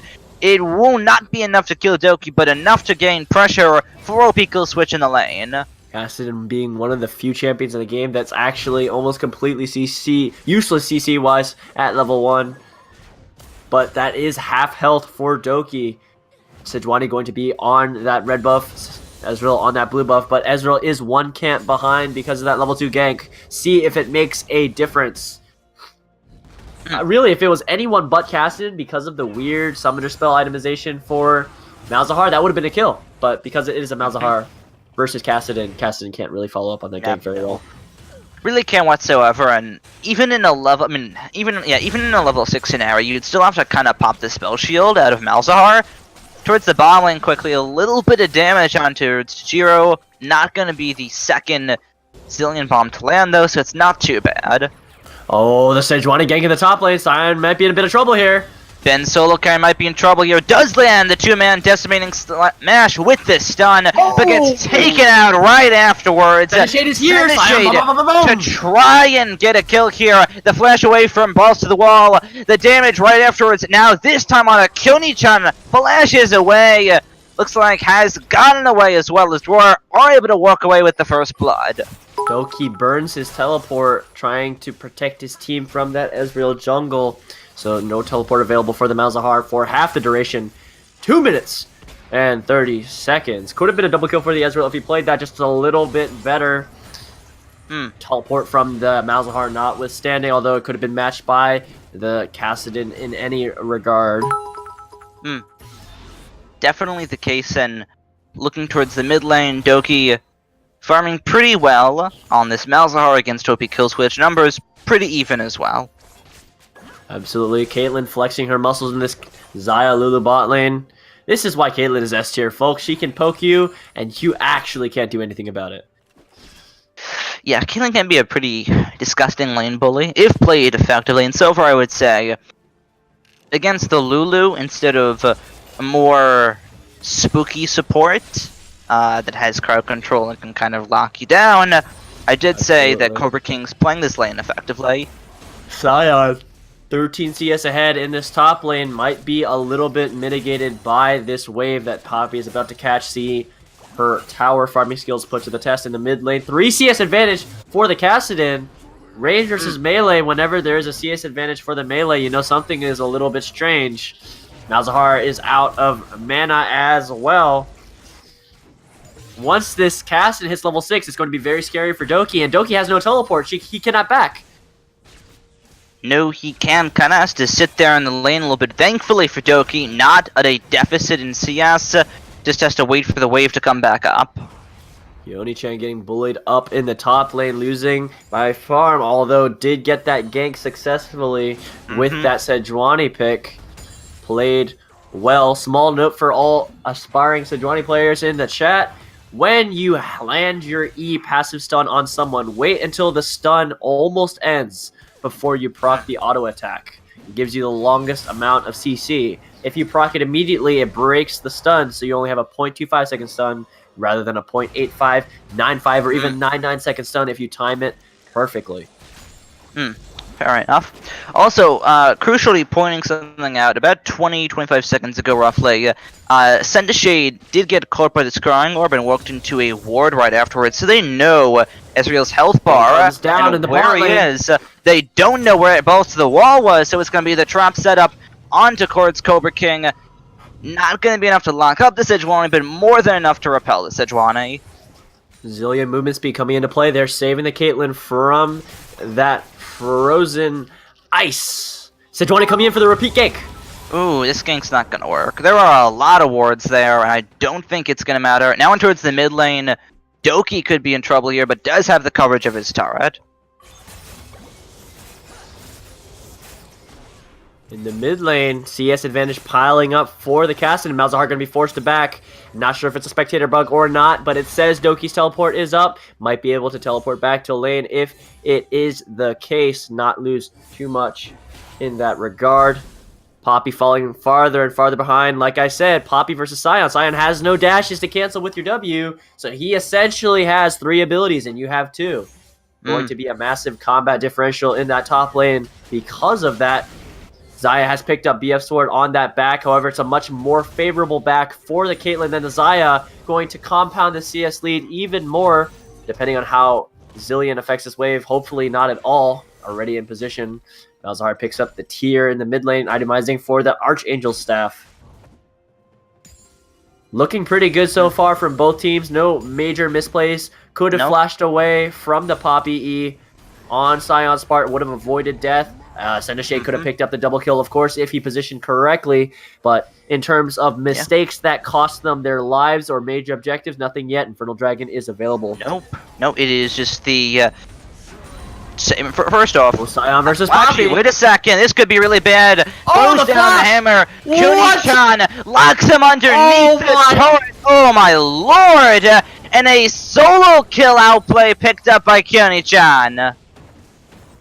The favor is returned. The Singe versus GP, and the GP won for Ben solo carry. Now, the massive misplay on the part of Ben, giving the kill over to Poppy. And there you go, baby. Rawr with the double smite, make the Infernal Dragon look like nothing 8 minutes in. And keep in mind that because the Sion died top lane, they had a big pressure pit in that top lane. They weren't able to respond to the dragon even if they wanted to. Yeah. That is, yeah, pretty interesting, to say the very least. In this game, As I was about to point out, before that incredible outplay happened, less mistakes, less weird items, and a much slower game coming out of both of these teams. Like I like to say, interesting with the first 3 letters capitalized coming out from Ben Solo Carry Scion. In the bot lane, BF Sword secured for both AD carries, hitting their first power spike of the game. Cassidon moving towards the Abyssal Mask Rush. Oh, Really? manages to get caught up by the feathers. Now they're trying to go for a Doki in the mid lane, but that's way too forced. Absolutely, just putting a little bit of pressure there. I think the Cassidon is actually opting for Abyssal over... Really, opting for Abyssal Mask over Rod of Ages. He's going to do no damage. No, he's not really going to do a whole lot of damage at all. Oh, Toad's Kawaii taken low. Uh-oh, that could be pretty bad from... Does still have the Zillion ultimate. The trap's thrown down on towards the AD carry. Wild Growth forced to be used. Jajira taken very, very low from that. 1 HP survival. Mertreads picked up.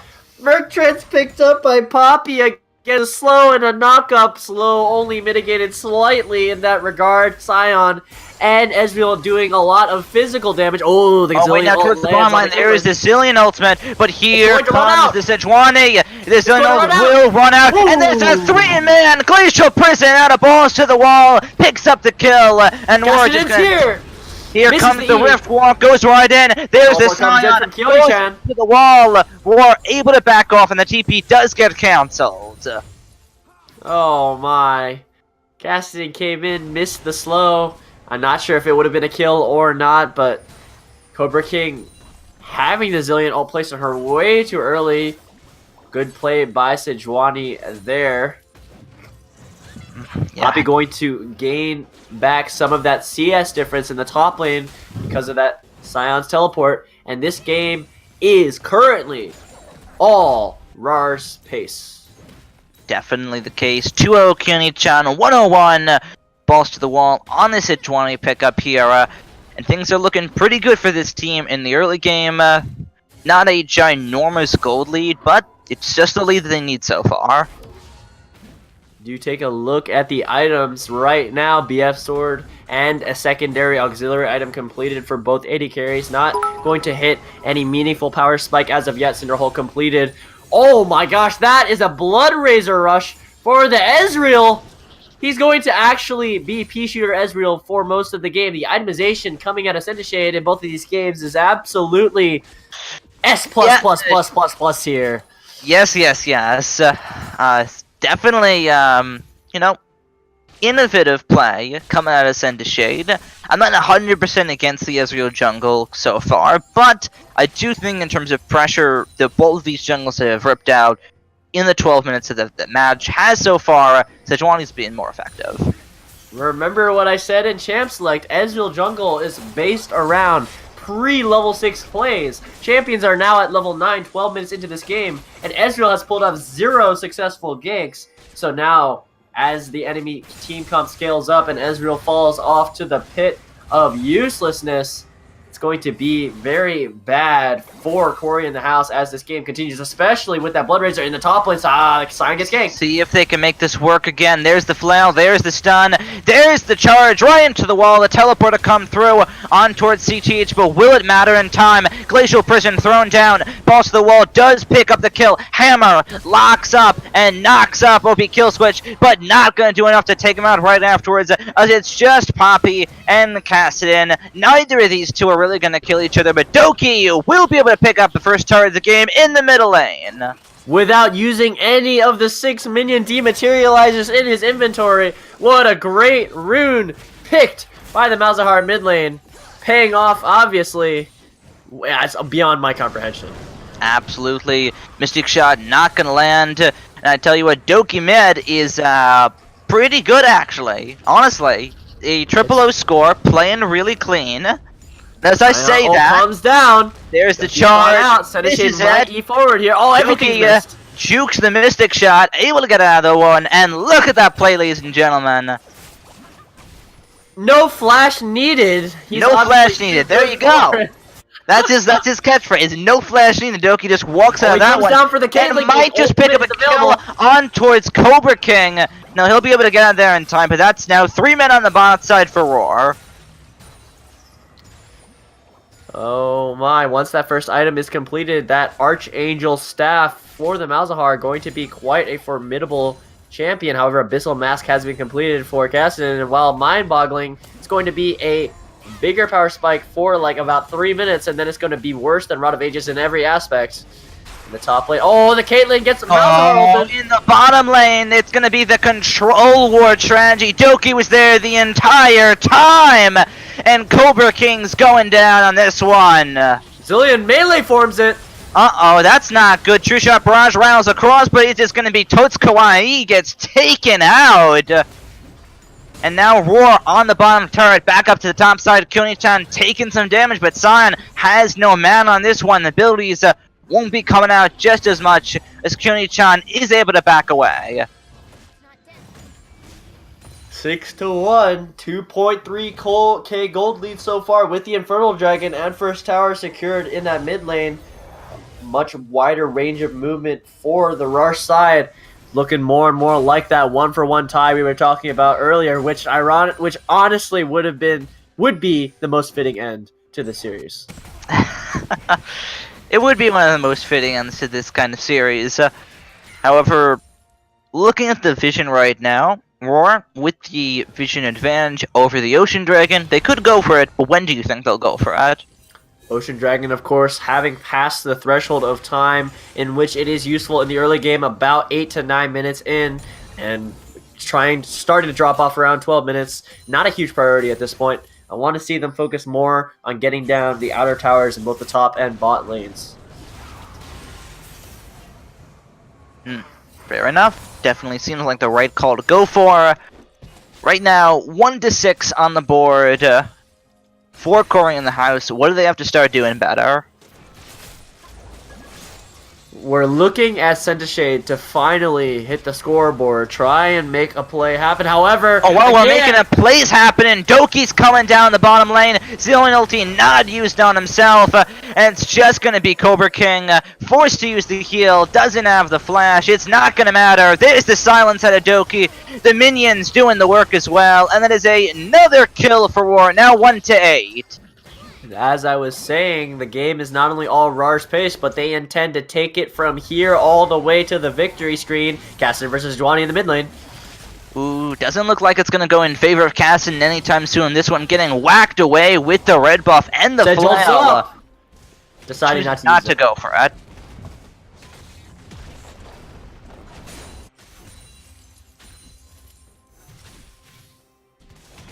Sion banging in the top turret, trying to punish the Poppy round as much as he can. 30 CS ahead. Seems like Sion is the superior laner to Kyoni-chan's Poppy, but overall Sion mechanics screwing up the 1v1 and the ultimate in the bot lane. Doesn't look too comfortable on the champion as a whole. Sejuani going to pick up the Ocean Dragon almost as an afterthought. We got the bot tower. What should we do now? Oh, Dragon's up. Yep, just take it, really. Free constellation prize for Ocean Dragon. Not the most useful dragon at this stage of the game, but still has its merits. And not letting that consolation prize go to CoryInTheHouse at all. CoryInTheHouse currently sitting at 1 total objective in the top lane, just taken by Ben solo carry, trying to live up to his name. IE has been completed by Caitlyn and Essence Reaver for the Xayah. Essence Reaver being generally a slightly stronger item unless the Caitlyn gets that lucky crit every once in a while. Cassidy, not sure what he's working towards, honestly. He's completely deviated from the normal build path, so I've lost him as of now. Sunfire Cape completed for the Sion in the top lane. Going for the Zerat portal, similar to Hope. I think that's a Zerat portal. Could also be a... What else could that be? I'm not 100% sure myself. For now, we can say Zerat portal, definitely. I think... Zerat portal... generally not being a great item, not providing a lot of tankiness for how much gold it actually costs. Yeah, at least not at this stage of the game. I think it's a little too early to go for this Rod Portal.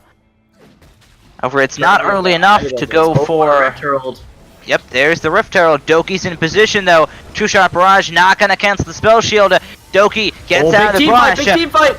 There you go. The turret goes down, but it's not going to matter. Never grasp. Right on top of Senta. Shady gets taken out on that one. 2 stuns and another stun. Landing a third for Rawr on this one. Decimating Smash. Only going to be able to land the slow as Ben solo carry does go down. And it is 3 kills for Rawr. Actually, what am I saying? It's only 2 kills for Rawr and the Rift Herald. It would have been 3 kills, but Toad's Kawaii survives by the skin of his teeth, utilizing his ultimate so that he was not taken out, and at the very last second flashing away to safety. Barely manages to keep himself alive, although I think in the grand scheme of things, with the 3.1k gold lead to Dragons and Rift Herald, this game is closing out fast. Yes, it is in a Sejuani forces! Sejuani forces, there's the Arctic Assault, but goes underneath the turret, has enough shields to be able to walk away. Almost throwing away the lead there in terms of pace, not necessarily gold. Caitlyn 0-3, Zillion 0-2, report my 0-5 bot lane, says the 0-4 Scion. Not a great game coming out by CoryInTheHouse. No, not quite at all, but I have to ask you a question about torture. Oh, there's PC. the pause. There's the pause. Okay, so now I get to talk about this either way without getting interrupted. So as an AD carry main, we auto attack, and we don't like Thornmail. So what are your thoughts on the 20-minute Thornmail purchase by Balls to the Wall here? You think it's good, too early, or something else? It's definitely a weaker purchase than, say, Warmogs. I do believe Warmogs was nerfed this patch so that instead of 2750 HP, you need 3000 HP, and as a not Sejuani player myself, I'm not sure how much HP Cinderhulk and Warmogs takes you to get that Warmogs passive in general. However, Cinderhulk plus Warmogs has been the build for the last few patches.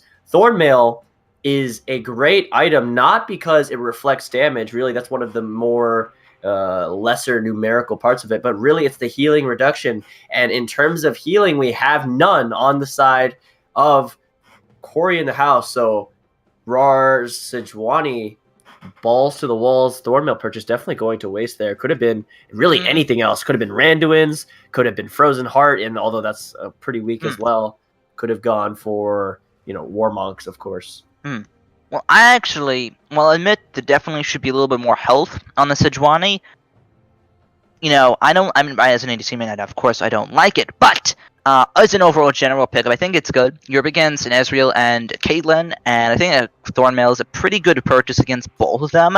At this stage of the game, the fact that you're buying Thornmail tells me you really want to shut down both of those picks, and just make sure that when they're hitting you, they're killing themselves, while you don't have a whole lot of health from other items, albeit you have something for sure from the Cinderhulk. You could be having more from other items. It's still, you're making Santa Shade and Cobra King have a not so fun day.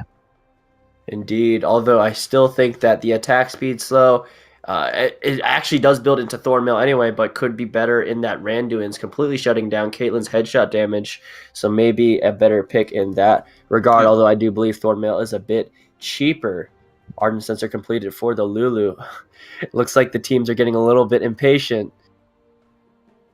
Keone-chan's computer crashing. It's a little unlucky. It'll be back, though. It's always back. And these pauses, generally speaking, aren't too long. I think if you get a numeric statistic of the duration of the Duty Sports pauses, and you see how long each of them lasts, they're not too long. I think one of the worst ones we've had was maybe branching to 10 minutes, and that was that. Indeed. One of the blessed things about this league is you can pause when your computer has an issue, but in solo queue, that's generally a lost game. Oh, Very yes. tilted after those. Nothing you can do about it. Out of your control, and your teammates hate you as an added bonus.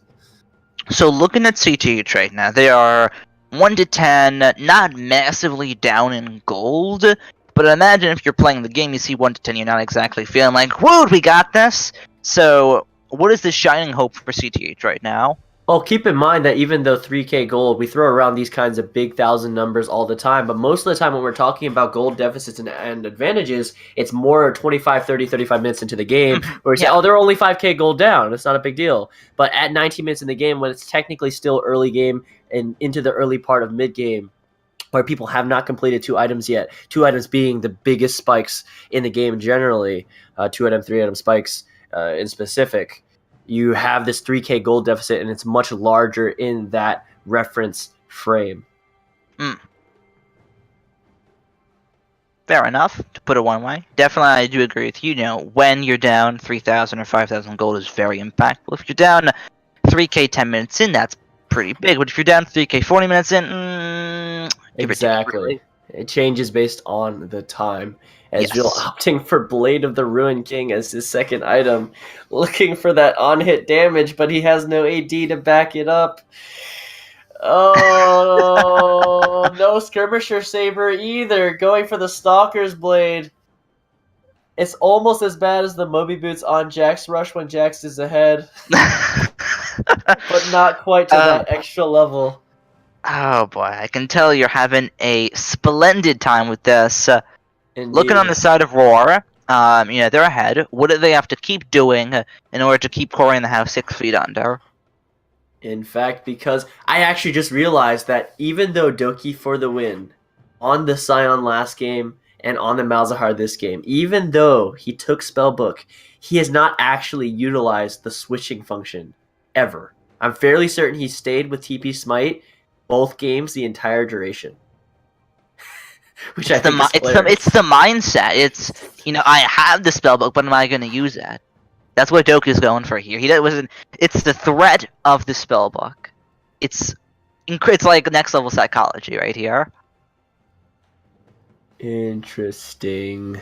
With the first 3 letters capitalized. Anyway, as I was saying, because Doki has teleport, fairly certain he could just go down to that bot lane, push it in as hard as he can, keeping an eye on Senta Shade, make sure he doesn't get ganked out. Maybe, hopefully, reconnected. Hopefully switching his smite for flash, but I probably won't see that happening. In that case, send Poppy down to the top bot lane, I should say. Baron coming up in about 15 to 20 seconds.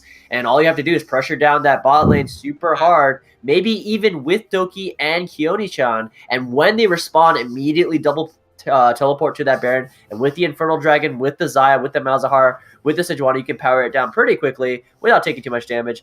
I want to see this Baron dance executed properly. We didn't actually see Baron as a priority at all last game, only taken after the team fight was over. Generally, the way macro in this stage of the game should work is fights happen around the Baron, trying to contest it, not knocking at the enemy's inhibitor. However, if Rawr decides to take the same kind of playstyle that they had from last game when they were ahead and manage to throw it, indeed, because of their lack of macro, maybe we'll see it once again. Oh, it could be a deja vu. Oh, no, I just realized. It could be a deja vu, but I tell you what, we're out of the pause. It lasted 7 minutes total on this one. Finally back in the game, ladies and gentlemen, as we hit the 20-minute marker. CoryInTheHouse, CTH on the push in the middle lane. Only Doki defended for now. I think that might be enough, though. The only difference between this game and last game is Senta Shade. Instead of Jax, who is a a great scaling jungler in terms of utility, Ezreal has no utility whatsoever. It's pure damage, and with that itemization, he's actually going to be P-Shooter Ezreal for the entirety of this game. At no point will he actually come online because how bad his itemization is. So yeah, I think this game might be doomed just because of that. Yep. Balls to the wall, getting some good chunk damage onto OP kill switch there. For the most part, takes the worst end of the trade. Senta Shade split pushing top. Keone-chan, teleport's coming up. He's in that bot lane. There's no response. Rift Herald popped by the Poppy. Big pressure in the bot lane. To that. That's going to be a possible. That actually is another turret. That was a lot. Call Baron. Call Baron. All of them are going over to Keone-chan, but teleport is still available for him. So the Rift Herald's gonna charge. It's only OP kill switch that's sent down there. 2 levels Poppy has on him as the Xayah ultimate on Xayah! Is the focus, but the turn right afterwards on a Ben solo carry. Still hitting! Right on top of him. Baron Asher's acting as another man here for CoryInTheHouse. Glacial Prison to go wide, but still work. Wait a second. Baron Asher gets the kill for Doki. Senta Shade picking up the kill right afterwards.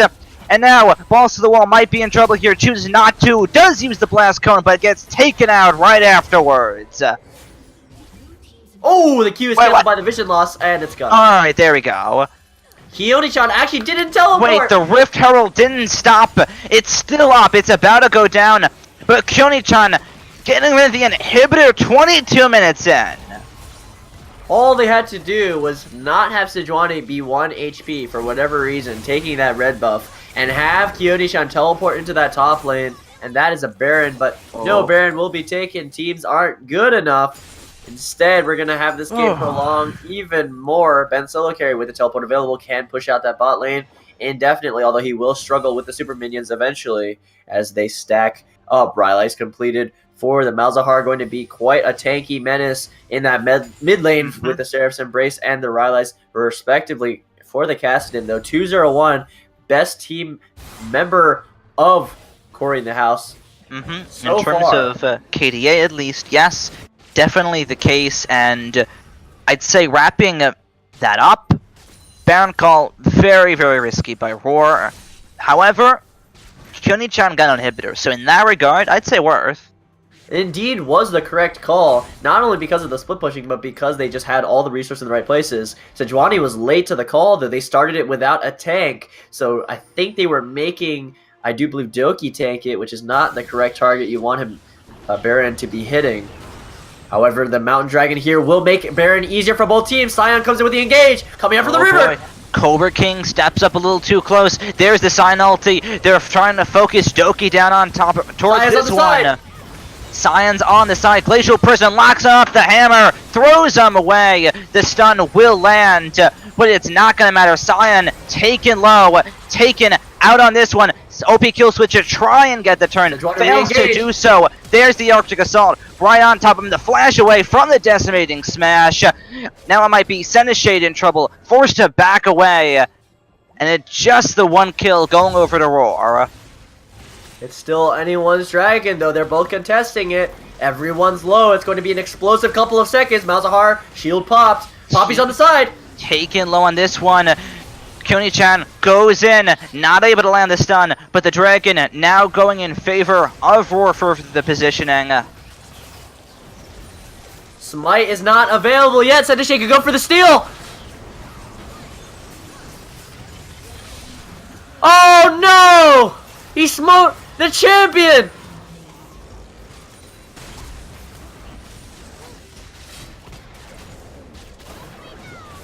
And the dragon goes over to Rawr, yes.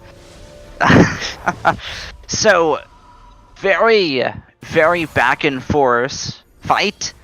However, Rawr don't lose anyone for it, and even though it was super sloppy, they do pick up the dragon.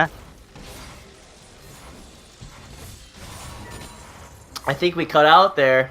So let's sum it up. Things happened. Ezreal smite a champion and lost the dragon to Chajiro on Zaya. Yeah, and yep, that is the Mountain Dragon picked up for Rawr. The fight won as well. Very back and forth, and it's about a 6,000 gold lead as well for Rawr now. Keone-chan now, it's so easy. All he has to do is go bot, make two people come, teleport Baron, take the Baron. But it's not happening. Poppy's positioning in the top side. So he's farming blue buff, of course. Blue buff is way more important than Baron at the stage in the game. Obviously, Ezreal also farming. And we're back to the beginning of the game. Poppy noodle fighting the Sion, Malzahar in the mid lane. Why don't we just reset the game completely, shall we? No. Why reset it when you can just go back? You know, the number goes up on the timer and everything just repeats itself. Albeit, what isn't repeating itself is Sion getting... four-man top lane! Yeah, this didn't happen in the early game, and it looks like there is no way, no chance for Ben solo carry to go anywhere. He's going down. Ping the Baron. Ping. Oh, Seneschade might catch up Poppy here. Could be really bad for Keone-chan. Does get taken low, not taken out. A double kill to come through. Toast Kawaii positioning aggressively on the Zillion. Not a tanky champion whatsoever. Sejuani here has Q, has ultimate. Does he engage? No! Why? I don't know. Chooses not to go for it.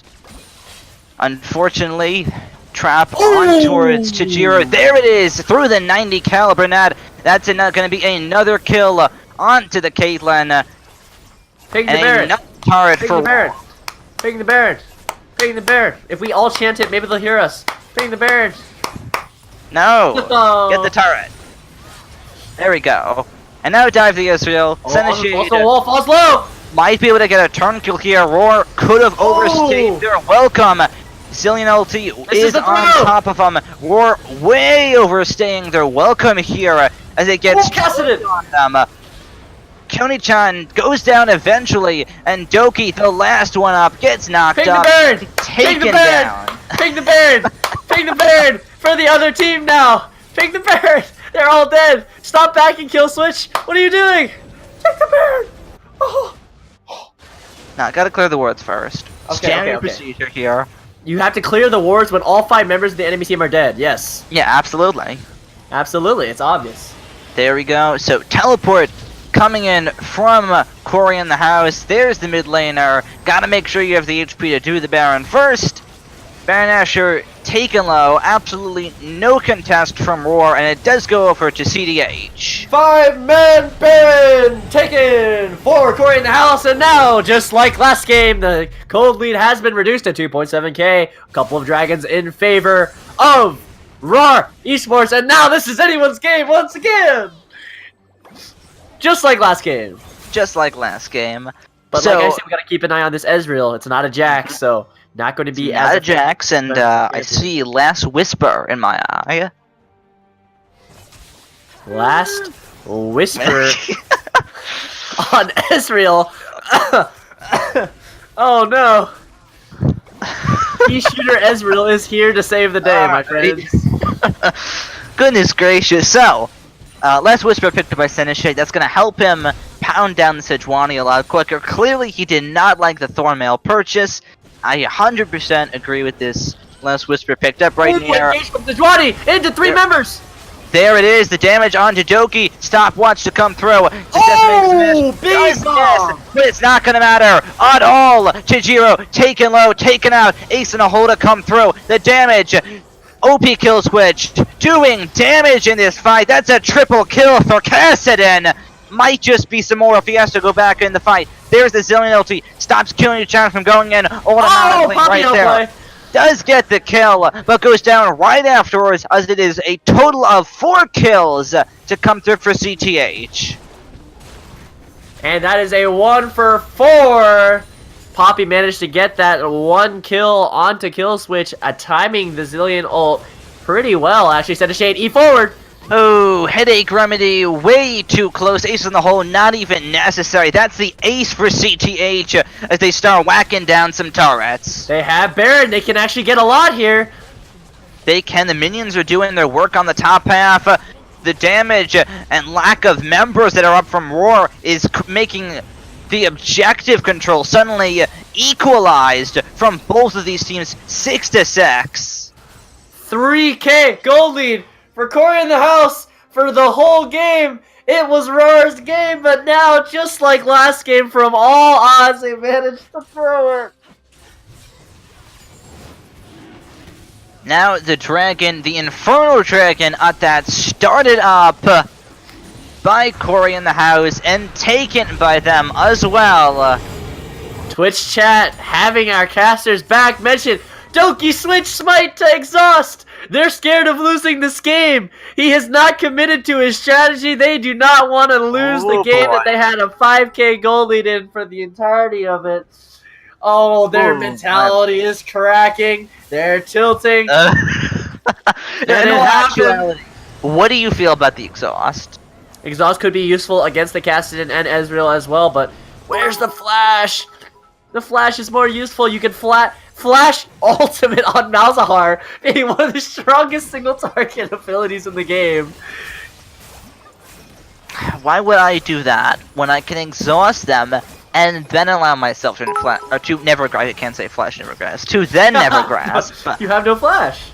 Oh, Sion with the engage. There's a sign off. He's gonna land right on towards Headache Remedy. Chijiro, well safe in the backline. CoryInTheHouse are funneling in, and they may not. Sejuani goes down. but Balls to the Wall does get taken out. Cobra King picks up the kill. Now Kyoni-chan in trouble. Dodges the Zillion Bomb stun. Doki on the side. It's a 4v5 situation. No Baron is available. CoryInTheHouse could win it right here. 5 men up. GA on Send a Shade. 4 members of Rawr here. There's the Never Grasp. It's going to take Obi Kill Switch low in this one. Wild grows on to Doki. He will stay alive for the remainder of the fight as Kyoni-chan now forced away the redemption to heal up all 5 members of CTH. And looks like without the wave, they are going to have to back off. 15 seconds on this adjoining death timer, not wanting to risk the 5v5 even without the Nether Grasp. Probably a wise decision, not the correct way to play. That macro, no side waves pushing. This is what teleport is used for, my friends. Push a side wave, then teleport into the fight. Allows you to have minion waves available if you win it, which you should win ahead. So Ezreal now 5-2 and 5. Finally, hitting 5 items might actually be... instead of a pea shooter, he is now a green bean shooter. A little bit of a bigger ammunition. Still not doing much. Kill switch on that Caston, though. The real MVP so far. Lich Bane, Abyssal Mask, instead of Route of Ages, actually might be paying off. Out IQing all of us. But yeah. Caitlyn, don't underestimate the Caitlyn. Going to be 5 items completed. Once that rapid fire cannon is completed, she will be back to that S tier monster. No Ardent Sensor on the side of Zillion, just because he can't proc it. Yep. Double Lord's Dominic's regards as well for CTH. So they're running through some armor, to put it one way. They're making sure that this Sejuani does not live, along with Kyoni-chan as well. They don't live long in these fights. Absolutely. I honestly think the Lord Dominic's regards are a little bit overkill because of the way the meta has played out. Tanks melt anyway when multiple people are focusing them. The last whisper items are generally for if you have one damage dealer, such as a 180 carry, and tanks all across the board, such as a Kog'Maw comp, not a Kog'Maw comp, a Twitch comp, for example. However, in this case, they have multiple damage dealers, not necessarily necessary for them. Usually Lord Dominic's regard being a good 1v1 item for top laner fighters. And now CTH piling toward the top half. Malzahar could get caught here. Nope. Uh-oh, Doki almost gets himself in trouble. Oh, the damage! Oh my lord, Senta Shade! Big bomb! Popped! The Side ultimate! rest of Rawr are waiting for it. They're going to be able to take him out this one. Zillion ulti burned on him as well, when it may not have been necessary. Now Balls to the Wall taken low and taken out as the Manalist cast in, wreaks havoc in the back line. A great Featherstorm to come through at Chijiro, but it's not going to mean much. Kyoni-chan's finally here. I don't think either laner knows what teleport means, having not used it to get to any of these fights. Actually, an admirable performance considering Poppy was not there. If the Poppy was there, that could have actually been a wipe. Protect the Xayah from that Kassadin. But she's here now. Can she make the most of her tankiness? We'll find out. We'll find out. 10 seconds on Doki, and it doesn't look like CTH have made great progress on the turret. They're going to rotate towards the middle inhibitor, try and make sure they get something over nothing. But Doki's are back up on this one as CTH have to back off. Baron is on, so all they have to do is 5-man that mid lane, send one guy to bot lane, and do the Baron dance. This is the correct macro play in this case. For CoryInTheHouse, they have complete control of this game. Now, Infernal Drake has been mirrored, so they are now even in that aspect. Game is all their favor for now, but as we've seen from last game, literally anyone could win this. Literally anyone.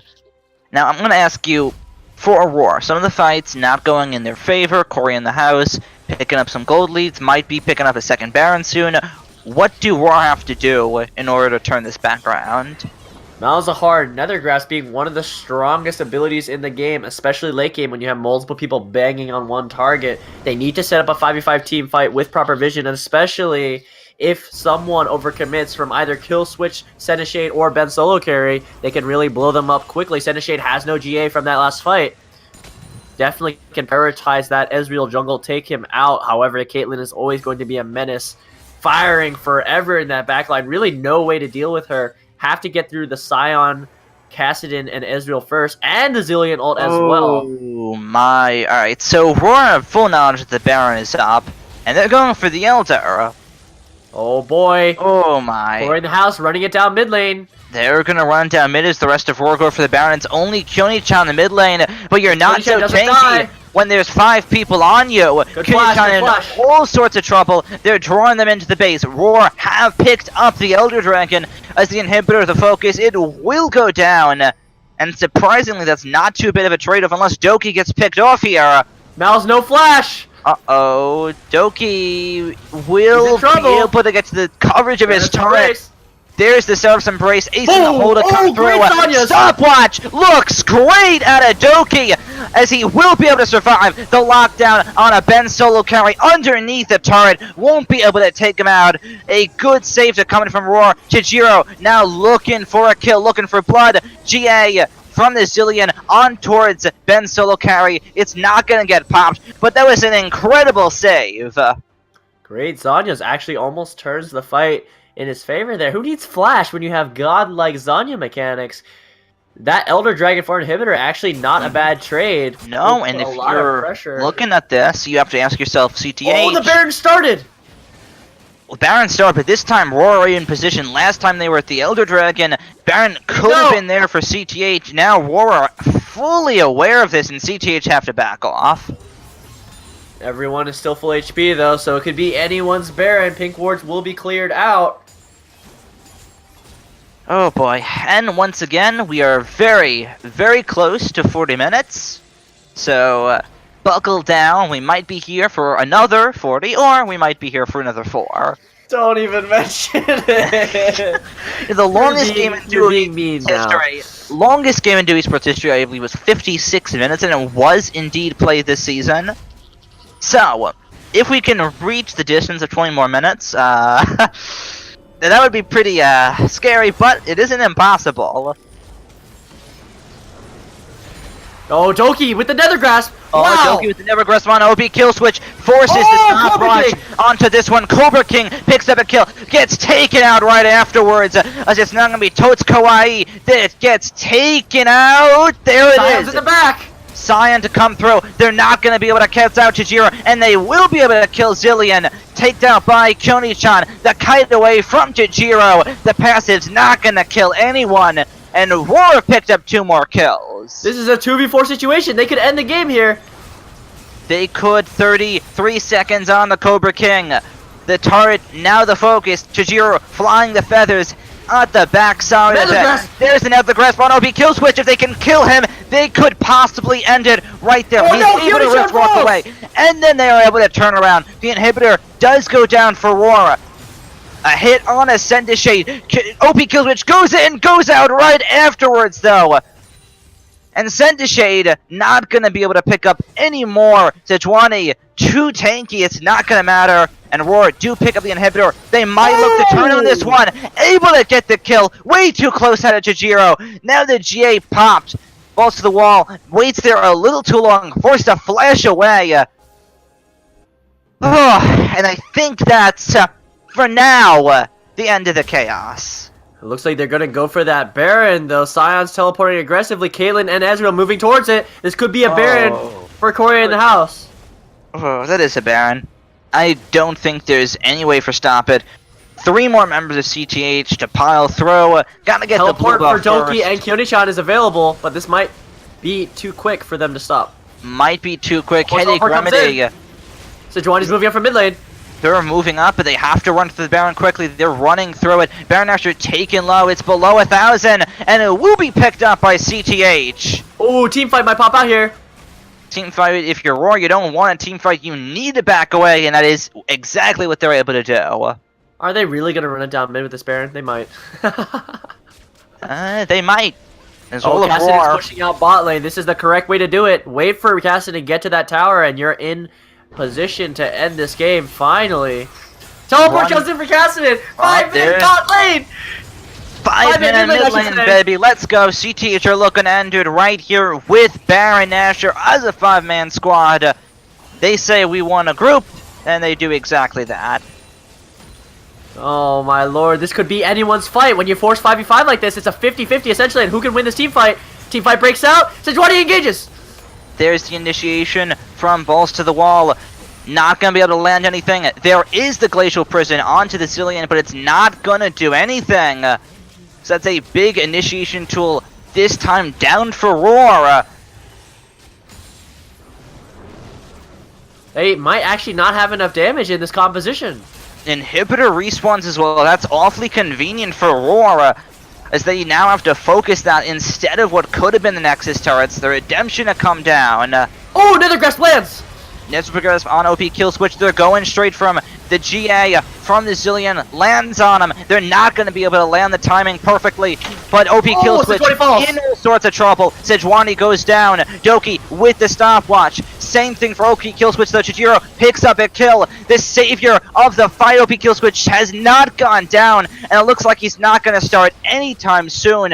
CTH walking on bloody red health bars, and they only lose the one man, pick up the 3, only the bottom lane of Rawr left up. Headshot procs to come through, one more hit onto Jiro, would do it, ace in the hole's not going to be able to get the kill with the Lulu shield, but I think CTH might have just done it. That's one Nexus turret down. 2 Nexus turrets! 2v4, Jiro steps up, tries to make it happen, can do it, and CTH in over 80 minutes in the series combined, will be able to take a 2-0 over Rawr. And Rawr failed to roar in this game, and the one in the last one. Not showing much gumption in either, losing both in pitiful comebacks from CoryInTheHouse. Goodness gracious. If that wasn't a long series, I don't know what was. But 80 minutes in, combined totals throughout the series, a little more as well in fact.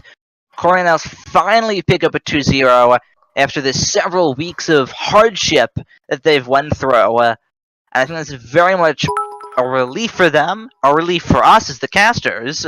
And gonna put them up in the standings now at 11 points. They are much closer to playoffs now and locking in a seed.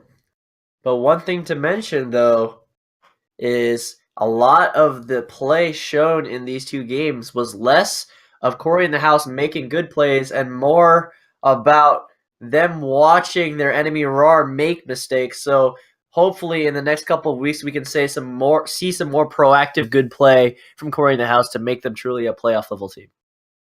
Yes, indeed. So let us quickly run down the stats for the matchup here.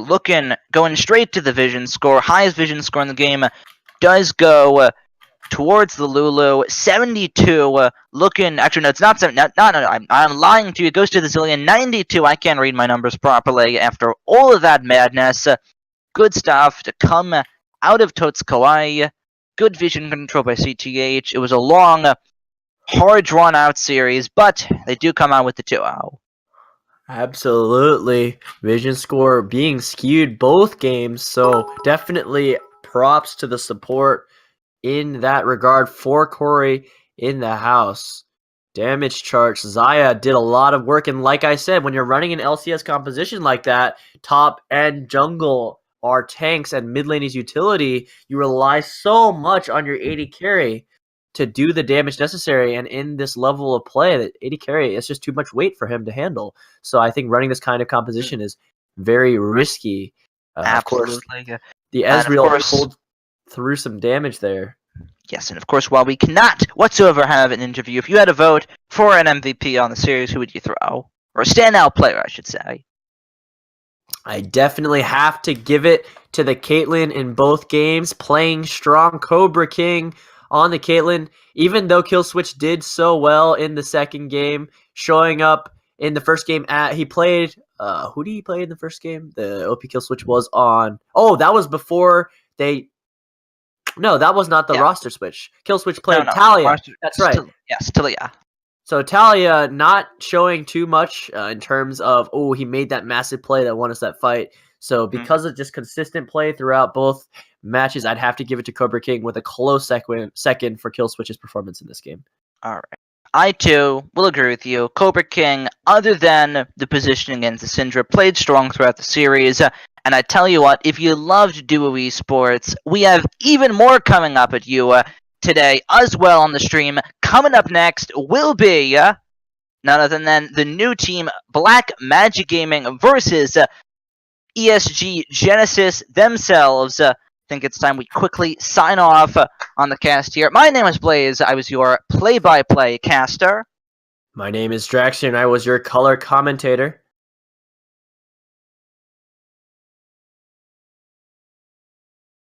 And I am the camera guy. I'll be swapping to caster soon enough with Durengu. But thank you guys for watching. We'll be getting this match set up as quickly as possible. So, see you guys very shortly.